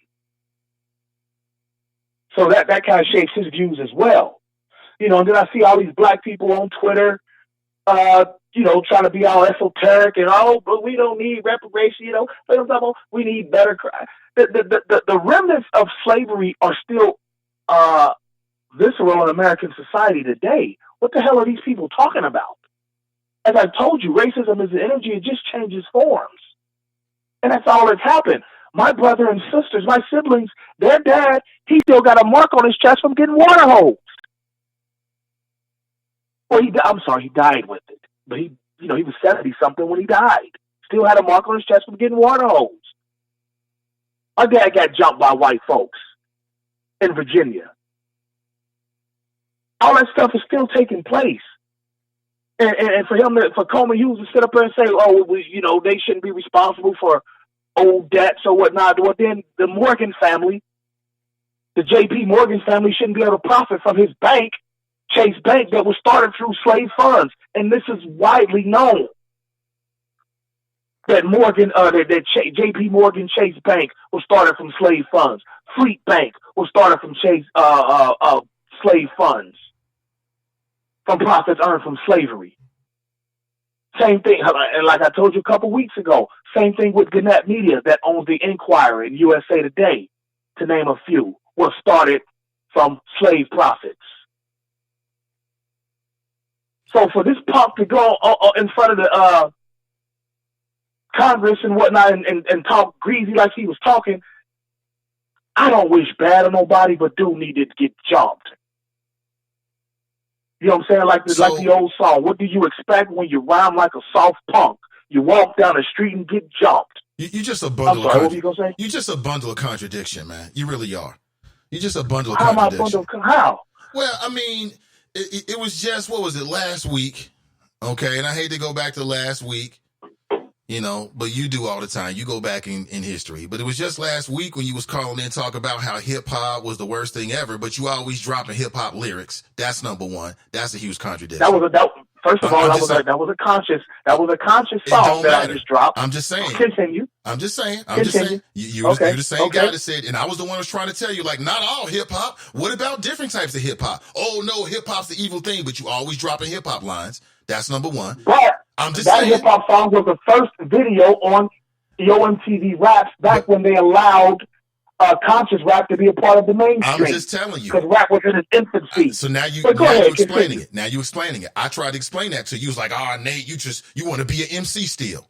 And I'm like, no, there's different types of hip hop. You got conscious, you got all kinds of hip hop. Oh, no, it's the worst thing ever. But you always dropping hip hop lines. And number two, I'm confused. So you said yesterday was a sham. What made it a sham? It was. Well, first of all, where the F was Barack Obama?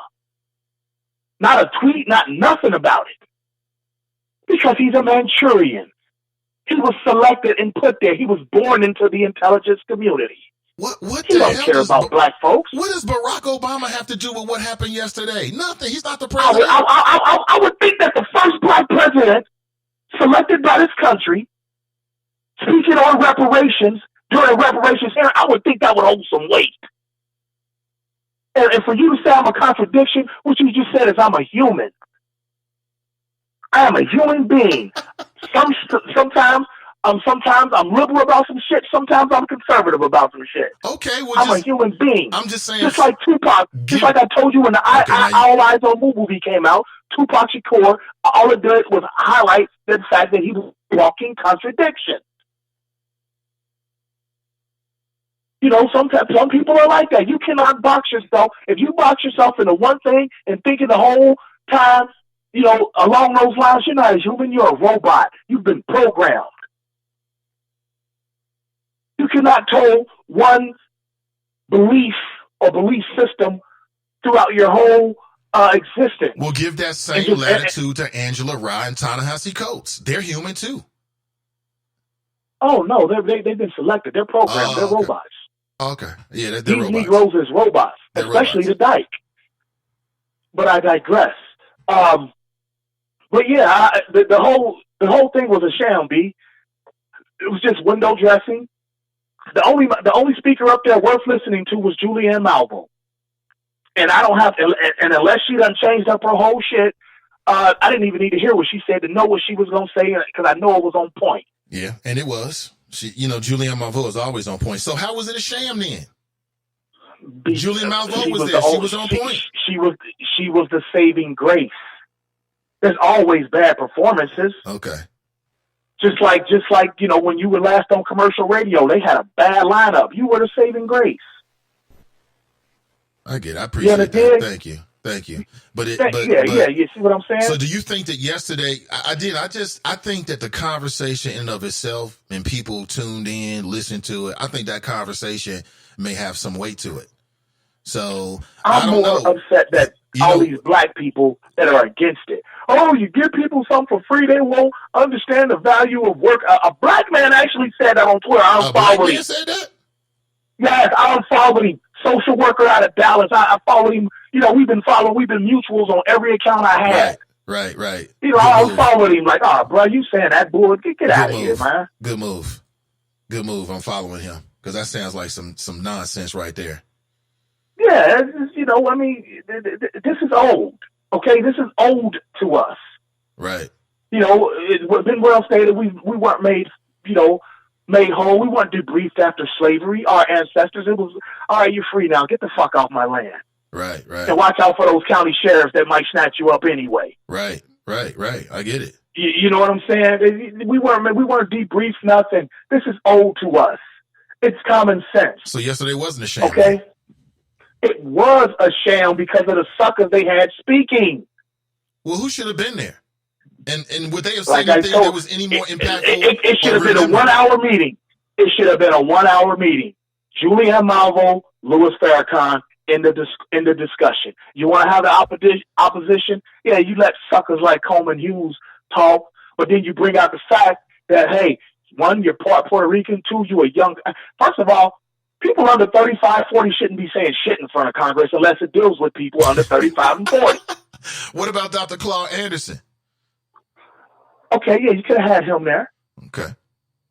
You could have had him there, but, why was Farrakhan? No, I like him. I like him. Isn't an I love him. What does Farrakhan have to do with reparations?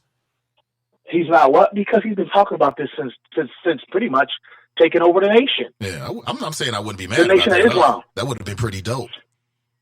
That would have been pretty taking over the Nation of Islam. He should, maybe a Boyce Watkins. Hell no.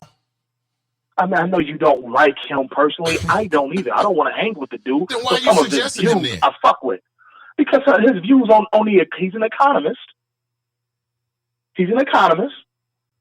And this is stuff he talks about daily on his show. Yeah, you're right. Okay. Yeah, on his stuff. Maybe. You see what I'm saying? But who the hell is Coleman Hughes?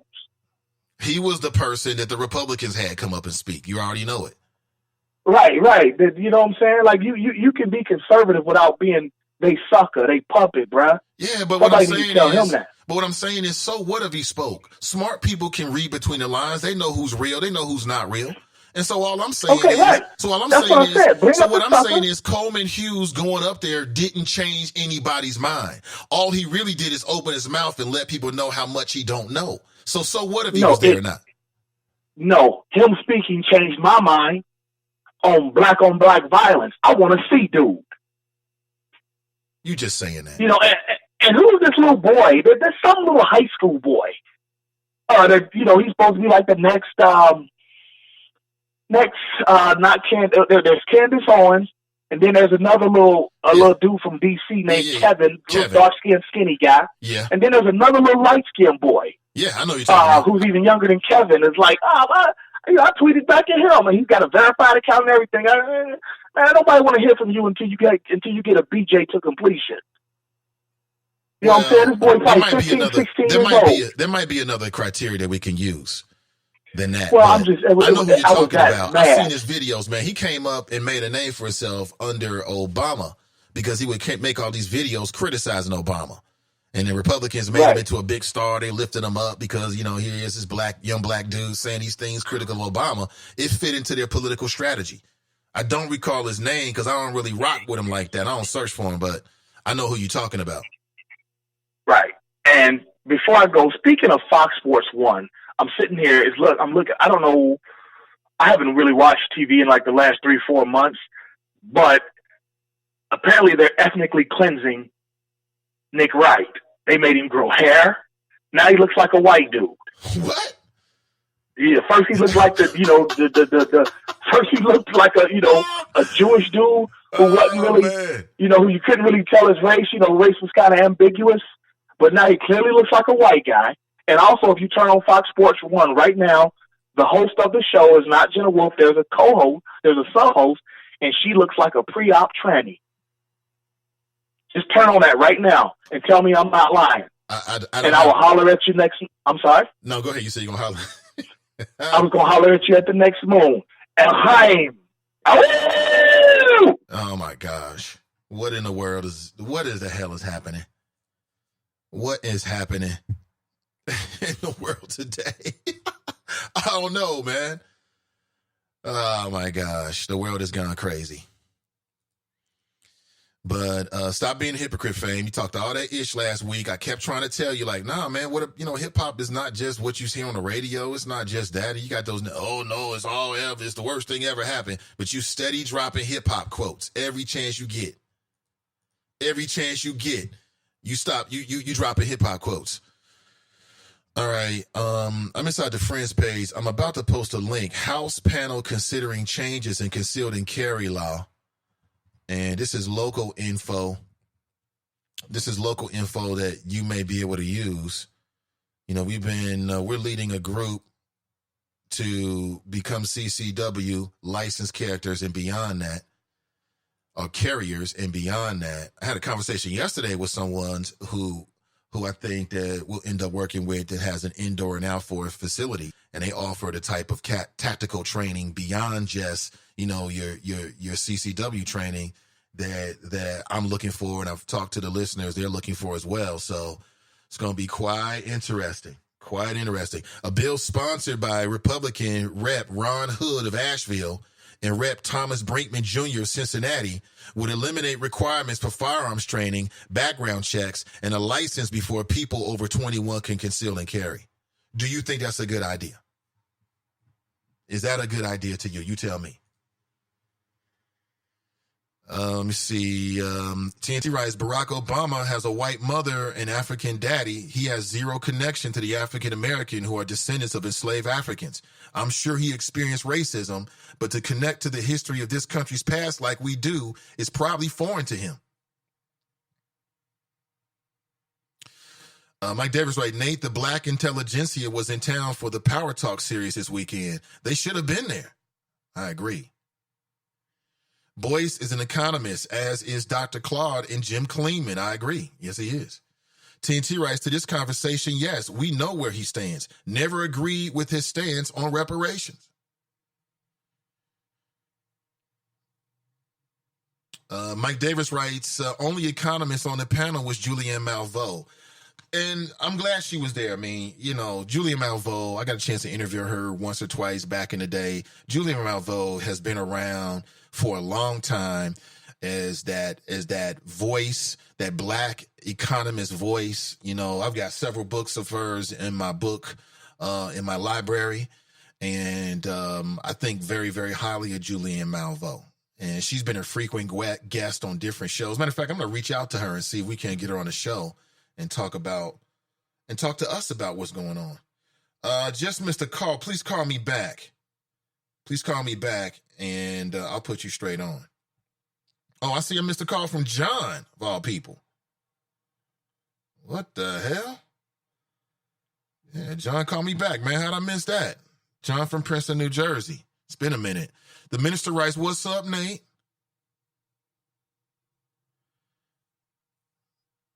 Here's Fame, quote hip-hop again, back to the lecture at hand. But hip-hop's the worst thing ever, but you constantly quoting from it. I don't get it, man. Sharp writes, morning choppers. See, to me, I can understand it. There are some types of hip-hop that I don't want my kids to listen to because there's certain movies that I don't want my kids to watch. They're just not old enough. When they get old enough and can process it and have a more mature way of looking at it, then they can make their own decisions. And all television isn't bad.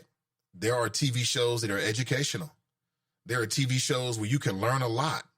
Looking at a television screen, you know, it does strain your eyes and things like that. But for the most part, there's nothing wrong with it. It's about what you're looking at. Same thing with rap. There's rap music that will inspire you. There are a lot of people that get inspired by rap. A lot of people get their consciousness. A lot of people got their consciousness through rap.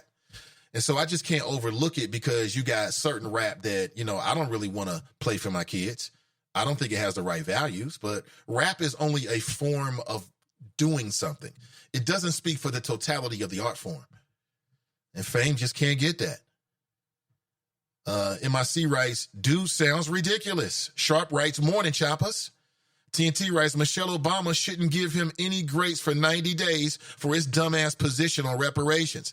Now, every white person use him as a barometer to why we shouldn't go forward with approving reparations. Yeah, Fame is acting like it was a sham yesterday because other people spoke. So what? Let them speak. Smart people looking at this guy Coleman thinking, that brother he needs to live a little bit more. Maybe he'll have a better understanding of the world, you know? He needs to grow up a little bit. The only people that looked at Coleman Hughes and his comments yesterday and were like, good answer, were the people who thought that anyway. He didn't change anybody's mind. I don't believe that anyway, but it is what it is. Fame writes, McConnell said Obama being elected is reparations. Obama's monkey ass owes Mitch a response, despite the fact that Obama is a Manchurian. Not necessarily. Like, just because somebody say something about you or to you don't mean you have to respond to it. And Obama is chilling, man. He out here on vacation, doing whatever he's doing with Michelle and the kids. They're going to be empty nesters soon. He's working with the Obama Fellows. I mean, Obama's out here trying to use his celebrity to change the world, man. Just because Mitch McConnell says something dumb that everybody knows is dumb, doesn't mean that Obama has to respond. It's amazing how Obama is always being brought up. What about Obama? What did Obama do? It's just like, it's very close to the whole black on black crime thing where people use Obama to as a cover to not talk about the real issue. That's all that really is. Stop using Obama as a crutch. Obama don't owe us nothing, man. It's not about Obama. It's about us. We are the change that we believe in, not he. People keep acting like Obama was Black Jesus or something. He was like a deity. He was just a man that was elected for 8 years, and now he's not in office. Where's Obama? Where's Obama? He's laying next to Michelle right now. They're just waking up. They got a lot of stuff to do today, man. It's a beautiful Thursday in D.C. That's where Obama is, minding his own damn business. Where's Obama? Where's Obama? Why didn't Obama show up at the ribbon cutting? Why did Obama? Where's Obama? Come on, man. That's intellectually lazy. That is so lazy. Mike writes, another contradiction. Oh, he human. Right. Fame said he's human. Well, welcome to the human race. We're all human. Tracy Hunter is human. I try to tell you that. Oh, she's a interview candidate. No, she is a human being. I'm just telling you, man. Man, Mike Jones right. Yeah, Obama was slipping with his response to reparations. Minister Info writes, I want to announce that in the head coach Mount Healthy 7th grade football team is all right. Okay. Mike Davis writes, Obama slipped a lot. Fame writes, Obama ain't changing the world. Stop caping for that nigga. He don't like you. Well, you brought him up. I never brought up Obama's like, where's Obama? I don't think like that. Not about this in particular. I never thought like, where's Obama? Now, had Obama showed up, that'd be cool. It would have brought a lot more eyes to it, a lot more attention. People that didn't pay attention to it would have paid attention to it. I think that if he had gave a statement, it would have been something that would have been cycling in the news cycle. But, I don't know. I can't call it, man. See, TNT writes, he took the Safe Negro approach. The Safe Negro would never deliver us from evil. I know that's right. Monkey writes, Obama never had the black experience. Mason Mahler writes, nobody hates on black people more than black people. That's very true. It's Obama's fault that we have black on black crime. Negroes kill me with that BS. Exactly. Sister V writes, Obama was on the wrong side of reparations. However, it don't excuse what that ugly ass facelift having Mitch named Mitch McConnell, right? Okay, absolutely. Yeah, like I said, when we look back, again, don't get me wrong here. I ain't caping for Obama. I'm not doing that. I'm just saying that the critiques need to be proper. It needs to make sense. I took super heat for criticizing Obama when he was in the White House. Like, before he got in the White House, that first year or two, took super heat from the black community in Cincinnati, the listening audience, because they didn't want to hear that. They were caught up in the rapture of love for Obama. And I'm like, well, I love it too, man. I love having a black first family. It looks great. But what about the policy? What are the policy initiatives that we need? TNT writes, no, he would have been a distraction because he would have had to respond to his position on reparations. So no, stay home. So maybe it was better for the overall conversation. So that's an interesting point, TNT. Is it possible, for folks who are wondering where Obama was yesterday, is it possible that him not being there was better than him being there? That's one thing to look. That's one way of looking at it. I don't know. Somebody writes, Barack, the safe and magical Negro. Yes, he was. House panel considering changes to concealed carry law. If you live in Ohio, how do you feel about this? Would you feel more safe? Do you think that we should eliminate requirements for firearms training, background checks, and a license before people over 21 can conceal and carry? Legally. Because you can conceal and carry illegally right now. People do it all the time. They get charges for it when they get caught by the popo too. So that happens all the time. But if you want to do it legally, do you think that that's the right way to go? I just posted inside the Friends page, local info. Check it out. Let me see here. Let me see. I said, congratulations, minister. Yeah, congrats to the minister on that. We need good people working with our schools. Speaking of working with our schools, I start off this show, and that's the first headline of the conversation today, talking about CPS and their new anti-bullying policy. I think that there's a lot of things that we can, I think that there's nothing necessarily overwhelmingly that stands out to me like, yeah, this is going to really turn the tide here. I don't really see that. This is 2 years after Gabriel Tay committed suicide. His family believes that Gabriel Tay committed suicide because he was the victim of bullying at the school over in Carson Elementary. And they believe that Cincinnati Public Schools didn't do enough to properly respond and take care of him. And, you know, as a parent from CPS, I can tell you that I can totally understand and see that. Because CPS, they got these numbers and websites, you know, prior to this new app they're going to roll out. And it's like, hey, call this number.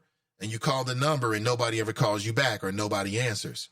So clearly it's like a manpower issue. But let me go through the 5 focuses now, right? This was a statement from the assistant superintendent, Susan Bunty, I believe. 1, expanding peer-to-peer counseling. And that's like, that to me, that reads as if students talking to students. 2, introducing an app that allows anonymous reporting while still allowing the district to correspond with tipsters. Introducing an app that allows anonymous reporting while still allowing the district to correspond with tipsters. And again, an app is cool. I mean, you know, I can get an app to get some chicken wings brought to the house, man. I can get my groceries brought to the house from Kroger or from Whole Foods. So having an app, I think, in the 21st century is important. But what's more important than having an app is being able to respond to students and parents in a reasonable time frame. And reasonable is not 2-3 weeks a month if you're dealing with bullying. 3, change the way bullies are punished, making the response less punitive and more restorative. Is that right? Matter of fact, let me post this as well so you can check this. I'll post this in 2 places. Is it here? Is this enough? Is this enough? Period. You know, that's what we need to know. Okay, I just posted it. I'm going to post it inside the Chop Shop as well. Give me 1 second here. Okay, I'm going to post this inside the Chop Shop too so you can check this out. All right. So there it is. You can check it out there as well. Is it enough? But for folks who don't have a chance to read right now, let me read that through it more so you can get a sense of what it is. So number 4, they're going to create maps of the schools that will show where exactly bullying is happening. And I'm trying to figure out the usefulness of this. Is it kind of be like, oh, we've identified that this hallway is where a lot of bullying takes place. So then we can put up signs in the hallway and things like that. Okay, maybe. I'm not sure. If they find out that a lot of bullying is happening in like gym class, maybe they can put some more monitors in there, right? Like a surveillance system or something. Or maybe if they find out that there's a certain time of the day in a certain hallway and they can ask the teachers to stay in the hallway or something like that. Maybe that's what they can do. Maybe it will lead to a redesign of our school buildings so we don't have blind spots and choke points and things like that where, you know, kids can find themselves sort of isolated and therefore open the door for more bullying. Also providing emphatic listening training for all staff members. I looked it up. Emphatic listening means just listening to somebody and then being able to process that what they're telling you is in fact the truth, like having empathy for what somebody's telling you.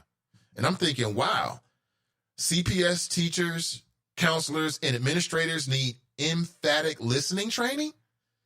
That means to be able to listen, like a student comes to you and say, hey, you know, I was bullied, and da-da-da-da-da. That means to be able to listen to what they're saying. Okay, tell me everything. Okay. And give a damn. That's all that means, to take it seriously. And this is 2 years after Gabriel Tay committed suicide. Now, I don't know if they've updated the surveillance system. I don't know. They need to update the surveillance system in CPS. That's a number one thing that needs to be done. It needs to happen. Let's see here. More of your chat. Karamia writes, President Obama, like President Johnson, Carter, and Clinton before him, had very little concern and failed to appreciate black poverty. Mike Davis writes, Drop, you are so lost and brainwashed, it will take 2 lifetimes to get you straightened out.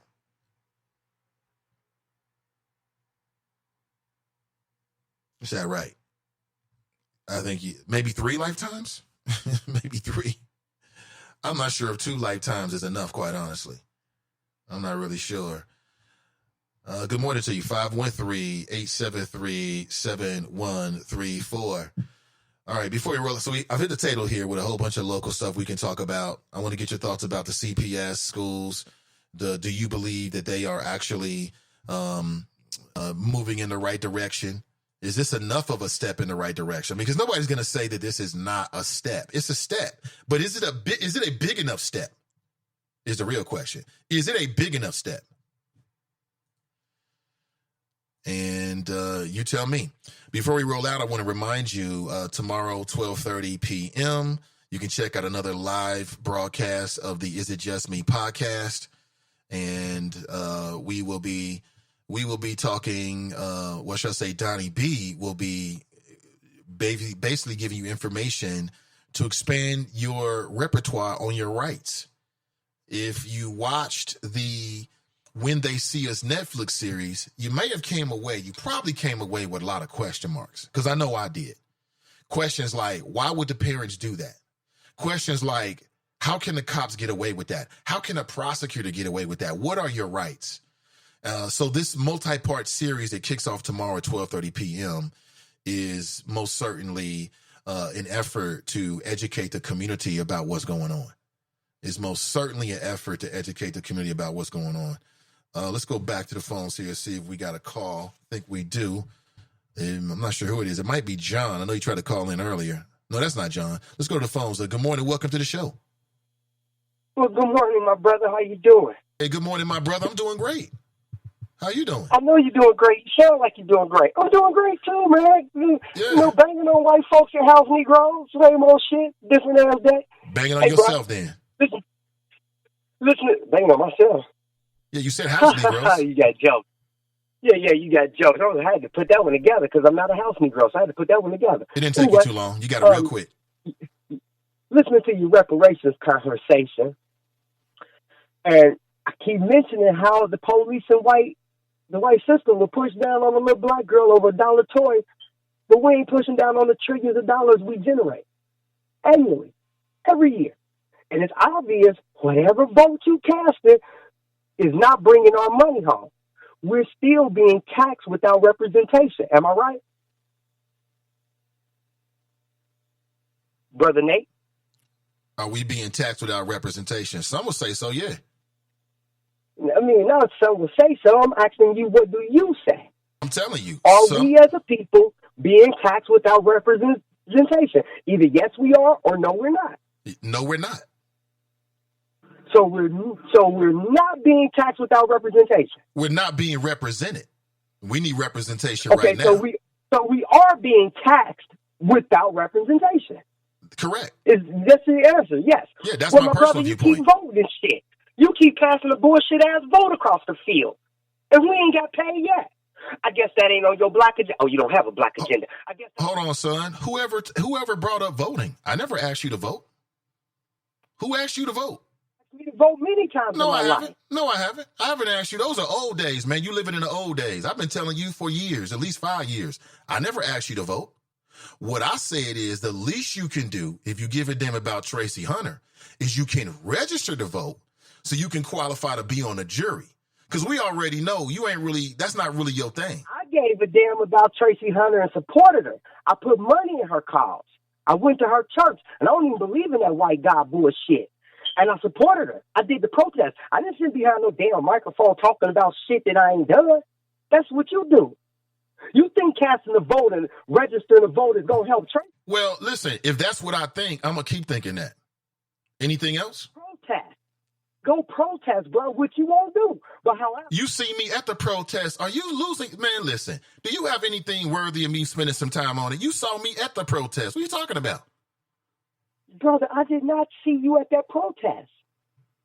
What are you saying? You've never seen me at a protest in the city of Cincinnati. There was only two people there, and that was me and Greg Merritt.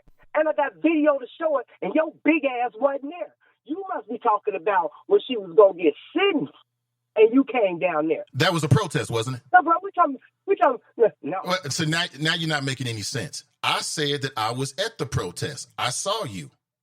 You said I wasn't. Now you saying, oh, you must mean the other protests. Man, get your story straight, man. Thank you for the call. We done. Anything else? That was not a protest. However, it was a protest. It was a protest. And you saw me at the Ray Tensing protest outside of the steps of the courthouse. That was a protest, too. The only time you stood in the line for the people. Don't worry about the only time I stand in line. Just worry about the only time you stand in the line, sir. I ain't going back and forth about what you think about what I'm doing. Who gives a damn?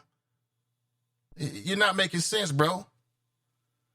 You're not making sense. If you don't believe in voting, don't vote. We already passed that. Do what you do.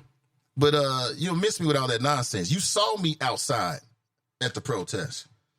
Like I said, I don't need to talk about what I've done. Other people can talk about it. It's out there in the ether. It is what it is. But if you don't believe in voting, don't vote. Just go do whatever you believe.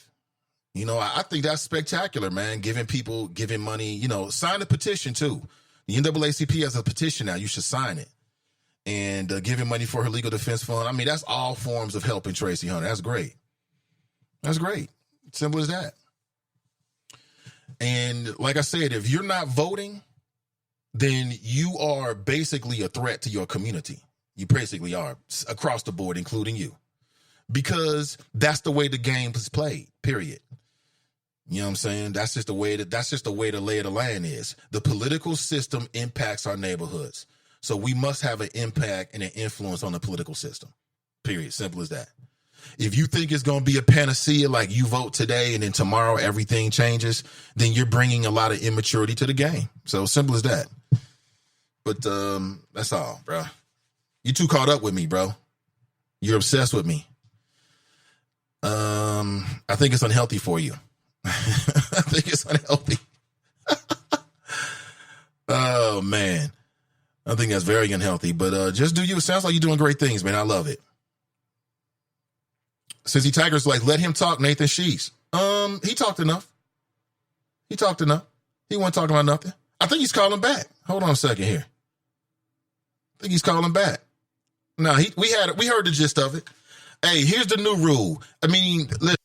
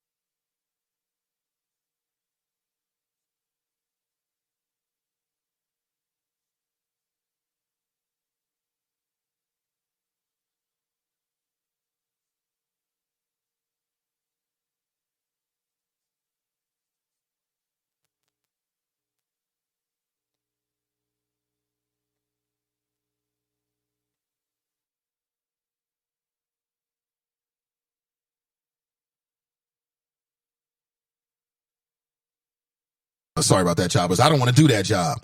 Okay. I've heard about that. I've heard about, what else have I heard? I've heard about, what have I heard? So I've heard about that. I've heard about teachers in the middle of the schoolroom, right? Like class is going on, teacher gets irate, flips desk.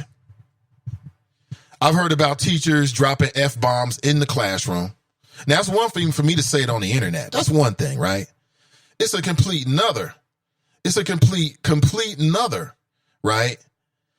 To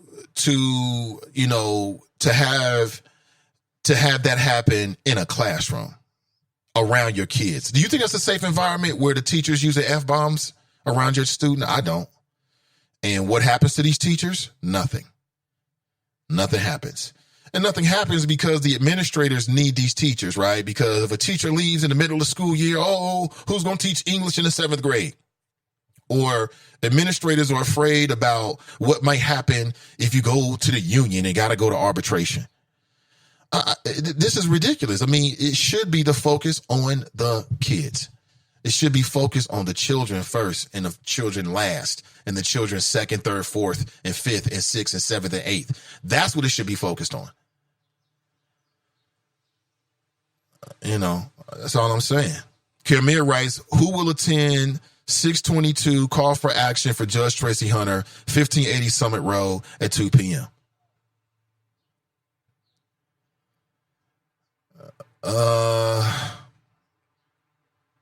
City Tigers writes, plenty of folks call in talking about nothing for minutes upon minutes upon minutes. I'm just saying, but do you? I will do me. I will make that determination. Yes, I will. Right. I will do that. Still here. Pat writes, right, I was waiting for the new rules. There are no new rules.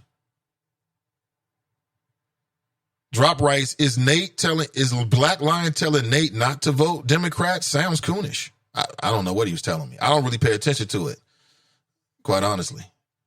That's just me.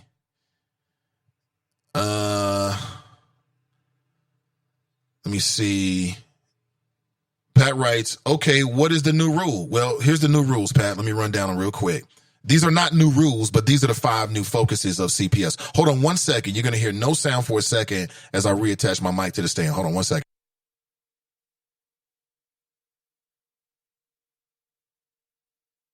Okay, we're golden.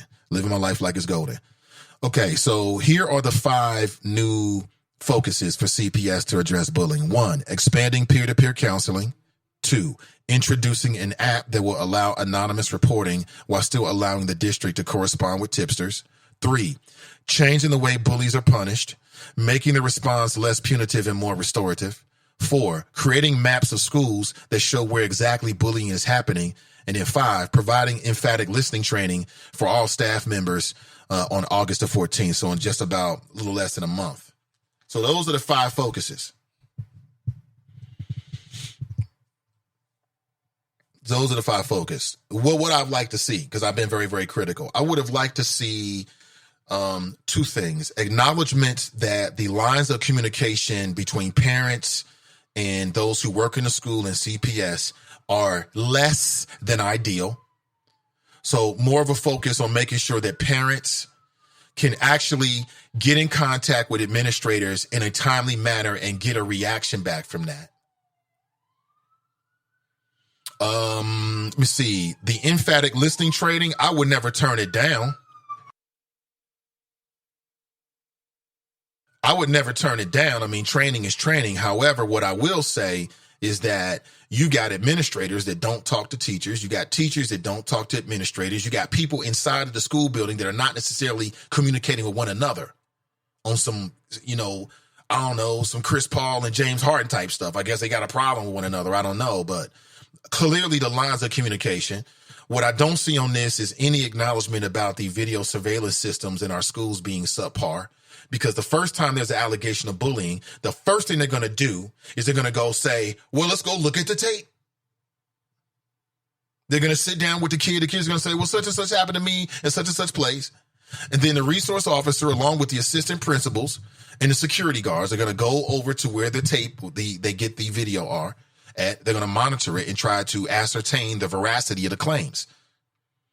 And from what we saw over in Carson is that they had the worst video surveillance system altogether. Now, I know it may seem like, Nate, what's that have to do anything? But yeah, just because there's an allegation of bullying doesn't mean the school forms Voltron on the accuser, on the accuser's behalf. They can't do that. They have to do some type of investigation to ascertain what's going on. They have to.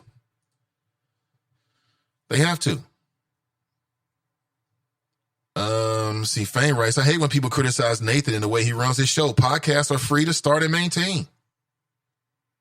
Mm-hmm. Sissy Tiger's right. We's our own worst enemy, Spectrum. That's funny. Sissy Tiger's right. Yeah, I respect it. I don't understand it. Well, I can explain it to you. Black Lion calls in and tries to get disrespectful from me. He has never and would never say these things to my face. You're not going to use the fact that we on the radio or the digital on a digital platform to fake kind of be funny just to call in with some expletives and try to, I won't even say criticize. I mean, I don't got a problem with somebody criticizing me. I have no problem with that. But that guy has a mental problem. So rather than let it go on, we'll just cut it off real short. I don't got time for it. Now, if you want to talk about the issues or you want to talk in a way that's more respectful, it's all good. But I don't get up every day to be disrespected. I ain't going for it. I didn't start that for that. And if that's part of the show for you, I mean, that part is over. I ain't doing it. You can get that on the Lincoln Ware show or somewhere else. But, some people get caught up with you, man. I mean, they get in their issues and their problems. And that's how I look at Black Lion. I love them, though. Love them like a play cousin. But no. No.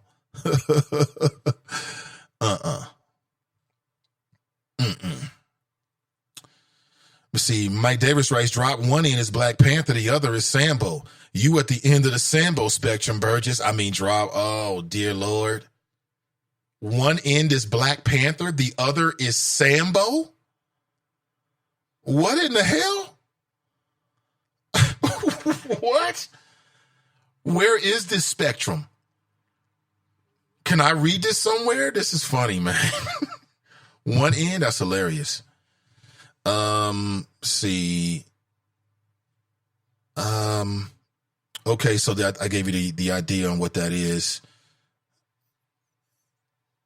No, my microphone got unplugged there for a second. I apologize. Yeah, people, just to remind people, Judge Tracy Hunter, there's going to be a call for action out at New Prospect Baptist Church. And that's going to be, it looks like Saturday at 2 p.m. for people that, want to show her support and sign the petition. And I guess they'll be strategizing and figuring out, what they can do to, help each other. And there it is. There it is. Okay, I think I got all the latest comments here. Appreciate it. I also posted a link to the WCPO article so you can read it for yourself and kind of figure out where CPS is coming from. I mean, is it better that they did this than nothing? Sure it is. I'm just saying after 2 years, it took you 2 years? That must be one hell of an app. Maybe the app took 2 years to develop and the app is going to be, let me go to CPS website right now and see if you can download this app. Cincinnati Public Schools. Let me see if we can download this app right now. We'll go over to CPS. Okay. I'm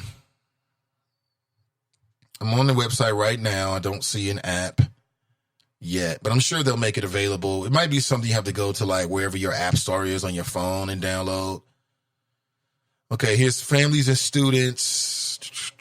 I don't see technology tools. Let's click on that and see if that's what we're looking for. No, don't see it. Let me just type in bullying. Bullying I'm on CPS search engine right now on their website. Do you think it's a good thing to move away from punitive?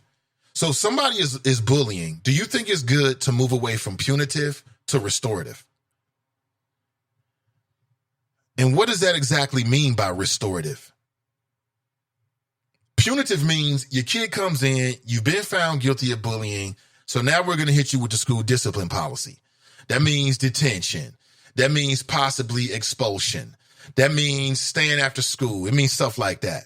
As opposed to restorative kind of sounds like, I don't know what that means exactly. Does that mean that rather than saying, oh, you're a serial bullier, we're going to give you detention, make you stay at home, make you stay after school, or we're going to expel you? I mean, instead of doing that, we're going to have you do a book report. And then you're going to talk about what if I was being bullied or something like that. Is that what that means? Because if that's what that means, I'm not sure. I don't know. It depends. Like if you're the parent of the kid that's the bullier, it's all good because your kid's not going to get punitive damages. But if you're the parents of the child that's being bullied, it's all bad because you feel like nothing's really being done about the person that's harassing your child. So I'm sure CPS, they got a lot of smart people. I'm sure they will figure it all out. Karamia writes, Nate, #play cousin, you need some Abba for that one on Kitty Lion. That's funny. City Tigers writes, why take his calls then? Well, why take his calls is, I think Mason Marler said it right. You know, I'm not here to block people's calls. I mean, I'm hoping that the brother will mature one day. You know, I could have just blocked the phone call. You're right about that, CT. You're right. But, I'm trying to give the brother more respect than he's willing to give me. Simple as that. But I'm the host. So that's my job. But as soon as I hear that F, we gone, bro. We out. So the reason being is you can't say that he can never say, not that I care that much about it, but no one can ever say that, that you can't give your opinion here on this show or this platform. But secondly, how long you stay on and how long people hear is up to you. It's up to the individual. But I'm not here to be taking I ain't here to do that. I don't get up every morning for that. You can take that somewhere else. And so that's why. So you're suggesting we just block them all together, huh? Could be. I don't know. City Tigers writes, spoiler alert, he won't and neither will you. You know what? You might be right about that, Cincy Tigers. I think we'll just have to make a move on that then. I think so. Let me see. She writes, neither of them will change, so that's dead. Charge it. Or change it, you says. I think Nate is hoping one day BL will mature. There's always hope. Kill Sambo Monger. What the hell? Mason Marler writes, Black Line is a waste of airtime. He will never come at other hosts the way he goes at Nate. #play cousin. Well, no, that's not true. The difference is that when you call into a commercial radio station, they have more hurdles to get on that will stop all of that. That's all I'm saying. Like I said, that's the heart of a real coward. A person that, I'm going to try to take advantage of the fact that he don't got no call screener. I mean, all that weak ass ish, I don't really got time for. I just call it for what it is and keep moving. So that's it. CC, I rock with you too. I know we ain't got no problem. I rock with you too. I'm just telling you. I mean, that's my thought process behind it. Yeah, for sure. We've been asking you to listen to folks like Dr. Claude, Professor James Small, Amos Wilson, and others, Phil Valentine, etc. It only takes a few moments. You can't just watch Fox News all day. Drop right. There is a whole new world of media out there. It's not just from your radio station. It's everywhere now, and it's all digitally based. It's YouTube, it's Facebook, it's Twitter, it's Instagram. It's all, you got so many new voices out there, in the market. It used to be you would look at the market like in a particular city, and I don't think that you should look at it that way anymore. The internet allows you to cross over all borders. You can just erase the borders these days. Let me see.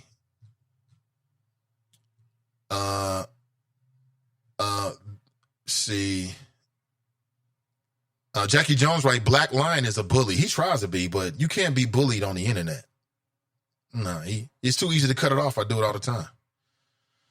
You know, you spit out the bones, right? Or you take it as much as you want to and you cut it off. There's no media channel in the world that don't make those decisions for themselves. And that's the way that you create your own media and set your own standards. That's just the standard I'm setting for myself. Mike Davis, you are influenced by the same people as Black Lion. You should call in and pass all that book knowledge to us who don't read. Mason Mahler writes, then BL should get on the air with that. Then BL shouldn't get on the air with that BS foolishness. It's really simple. Grow the F up and act like an adult. It can't be that complicated. Right. Very simple, actually. It's a very simple equation. It's not that hard to do. All right, so where do we go from here? So I'll set the table for you with numerous conversation points. We're talking about the schools this morning, local issue. What we haven't talked about, another local issue, is the fact that 3CDC has decided to remove City Beat and other newspaper boxes downtown. And have you ever gone downtown and you see these newspaper boxes? Typically, they're sort of like typically like black leather, not leather, but black sort of plastic. And they've got graffiti on the side. It might say City Beat magazine. People put stickers on them and things like that. And they're completely free. Like City Beat magazine is free. So you open it up and you've got your City Beat magazine in there. And they've been all over the city, right? For years and years and years. Well, 3CDC has decided to remove these City Beat press boxes. And now it's being reported that it could lead to a legal challenge on the First Amendment grounds. I reached out to Nick Swartzwell. Let me check my messages here. I haven't got a response back, and I'll reach out again and see if we can get him on the show to give thoughts about it. 3CDC. Now, people are saying this is a First Amendment issue. The parent company of City Beat magazine, which is Euclid Media, they put out a statement saying that that's a primary way to distribute a crucial part of their business, and 3CDC shouldn't have the right to just arbitrarily decide what is and what is not beautiful, right, and what is not, acceptable to community standards. Joe Rudmiller, who is the 3CDC spokesperson, called the boxes, quote unquote, visually unappealing and often covered in graffiti. He said that the newspaper boxes and their contents are bad for the environment, quote, which we find to be in conflict with a city as progressive as Cincinnati. What? Wait a minute. So 3CDC has that kind of control? Or at least in the downtown central business districts, they do. They got a brand new plan. Okay, they want to make downtown more visually appealing. Okay, safety, cleanliness, and beautification in the central business district. Our goal since taking on these responsibilities has been to maintain the public space on behalf of the building owners, investors, and stakeholders of downtown. This includes maintaining and improving lighting, fixing deteriorating sidewalks, improving the quality of surface parking lots, introducing flower pots and plants to make the central business district more visually appealing. So they're going to take out the newspaper boxes and they're going to put in flower boxes. I don't know. Like typically when I get my City Beat magazine, I don't get it off the street, although I have. More times than I can even remember. I might be walking past it. I'm like, oh, I'll get a City Beat. And I reach in, I grab it, and it's always there. And it's inside the little box, and it just kind of works carefully. It kind of works perfectly. I mean, there's a lot of things that I think are visually unappealing that the city's doing, but that's just one man's opinion. So what does it really matter, right? I don't know. I'm sure people will be debating this and talking about it. I'm going to reach out and see. 3CDC removes the box. I know City Beat magazine was like, what in the hell? What in the hell? I don't get it. But what's your thoughts? Again, 513-873-7134. Bunky writes, they're removing CDB boxes because they promote a liberal platform that doesn't align with Cranley and the Republicans. It's political, people. Could be. Mike Jones writes, 3CDC and the Port Authority are mechanisms of white supremacy. I've heard that many, many times. Jackie Jones writes, Black Lion is so full of hate, that's why he can't have an intelligent conversation. Exactly. Exactly. Pat writes, plug in the mic. It was plugged in. I guess it wasn't plugged in all the way because it snaps in. And I pulled on it while I was talking. It came straight out. Mason Muller writes, it's fine. I find it hard to believe that there aren't so-called black conscious men or women who can't engage in a conversation without acting like a damn fool. What's so hard about this? Aren't we all grown? Yeah. Yeah. I mean, I think grown people should act like grown people. Black Lion writes, Black Lion spoke well yesterday with Zone Emmanuel, and I told him he should come like that every time. Yeah. But believe me, again, I already know. Believe me. The reason why is because he values getting on, and secondly, they have a delay, an 8-second delay. So you don't hear the other stuff. Yeah. Bunky writes, exactly, Mike, control the narrative. Ray writes, is the homelessness I see on my way to and from work with the city on that? Oh, hell, another flower pot. Hyde Park shaking my head, right. I get your point. I understand your point. I definitely get it. Cincy Tigers wrote 4 skulls. I'm not sure what that means. I just love emojis these days, man. How do people communicate without text messaging and emojis and the internet? How the hell did this happen?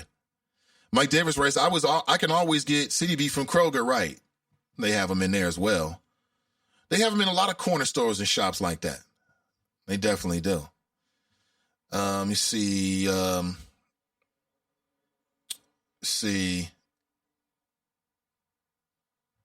she writes, who among us doesn't read? I don't know. Everybody reads. I mean, you got to read the text messages. It's just to get online. Before we roll, I want to remind you, tomorrow, 12:30 p.m., another live stream of the Is It Just Me podcast hosted by Donnie B. Sin Digital Media believes in the power of black voices and female voices in the city of Cincinnati. And I started this company to fill the void. And now that, the old new friend, the buzz has returned, I still feel as if there's a void and a space for different voices in the city of Cincinnati. And, please check out tomorrow's show. Share tomorrow's show. When you see promos go up, they've already been promos throughout the week. There'll be more promos today, another promo today, and then another one on Friday morning. Please share it with the people in your sphere because if you can't watch, well, then perhaps somebody else can. And you can always circle back to our Sin Digital Media Facebook page, and you can watch the show there. You can always watch the show there. It'll be up as a podcast. In fact, all of our shows are live streaming. All right, let me go back to the phones. Good morning. Welcome to the show. Good morning. Welcome to the show. Oh, they hung up. Call me back. Not sure who that was. Yeah, that'll be tomorrow. So if you watch the When They See Us Netflix series or the Khalif Browder story and you were thinking to yourself, how can something like this happen? You think to yourself, how can something like this happen? Well, then check out the Is It Just Me podcast tomorrow at 12:30 p.m. And Donnie B will be taking your phone calls and she'll be taking your comments via social media. There's a couple ways that you can interact with the show. You can go to our Spreaker page. If you go to Spreaker right now, search for Is It Just Me podcast with Donnie B. Type that all in. And it'll go straight to the Is It Just Me page. You can subscribe to the page there, and you can listen to the audio. You can listen to the audio. You can do the same thing with the Truth to Power podcast. You can listen to the audio, and you can interact. But what you can also do is you can go to our Sin Digital Media page, and you can check out the live stream. You can actually watch the recording of the podcast and see the interactions and see the various elements of that show. So please like and share that tomorrow. If you've got any questions or comments for Donnie B, and you're like, well, I did watch it, Nate, but 12:30 I won't be available. Well, leave a comment in today's Chop Shop. Leave a comment in the show, and I'll make sure that she gets a chance to see it. And perhaps you will read it. Appreciate it in advance. Again, that's tomorrow at 12:30. Mike writes, if we aggregate our money and buy and control our neighborhoods, the Port Authority couldn't buy every Sunday. We know the rest. Mike, man, one thing I say about Mike is consistent. Mike is consistent about unity. Mike is consistent. And Mike is right. We know Mike is right. Mike is absolutely right. You know, if the community came together and pulled our resources and pulled our collective unity and power, man, the city of Cincinnati couldn't stop us. We understand that. We understand it completely. I'm with it. Mike Davis, City Beat print news story that other media outlets wouldn't. They do. I think not as much as they used to, but they still do. I give props to Nick Swartzwell because I think that he hits on certain areas. I'm not saying he goes super deep, but he hits on certain areas that you don't see in other media outlets. Or at the very least, I appreciate that there's another outlet that's underlining the issues that are relative and specific to the community, whether it be the Black community or the urban community here in the city of Cincinnati, or Cincinnati in general. And I love what they do. I mean, there was a time when I thought that from cover to cover, City Beat had more relevancy because they had writers and things like that. You know, the halcyon days of Kathy Wilson. Shout out to Kathy Wilson, by the way. But, you know, I think you can't. They're not super conservative. You know, it's not like they're the 700 crowd or the Coast crowd or something like that. So, I don't know. We shall see. Mike Jones writes, that's what the Port Authority is. Our combined tax money used for white people. Shaking my head. Well, what's the other side of the Port Authority? That's the thing. Drop writes, what would Democrats do if Trump supports reparations? He has not commented yet. Trust but verify. Well, if Trump supported reparations, what would that mean? It would have to be more than him just talking about it. Because if Trump came out today and said, you know what, I've been thinking about this reparations things, I think I'm for it. Nobody's really going to believe him. They're going to think he's just being like taking advantage of the situation. But if Trump comes out and puts together some real efforts to really put that in place, I don't know. It could spark a political, a bidding war to some degree to see who could out reparations the other party. You know, that would be the most advantageous place for DOS, descendants of slaves, would be to have the Democrats and Republicans both vying for their vote, right? And trying to do so by trying to deliver on, what that particular group of 1 a.m. All great stuff this morning. All right, it's 10 is falsely accused of a crime. What should you do? Donnie B will be taking your questions tomorrow at 12:30 p.m. Send Digital Media.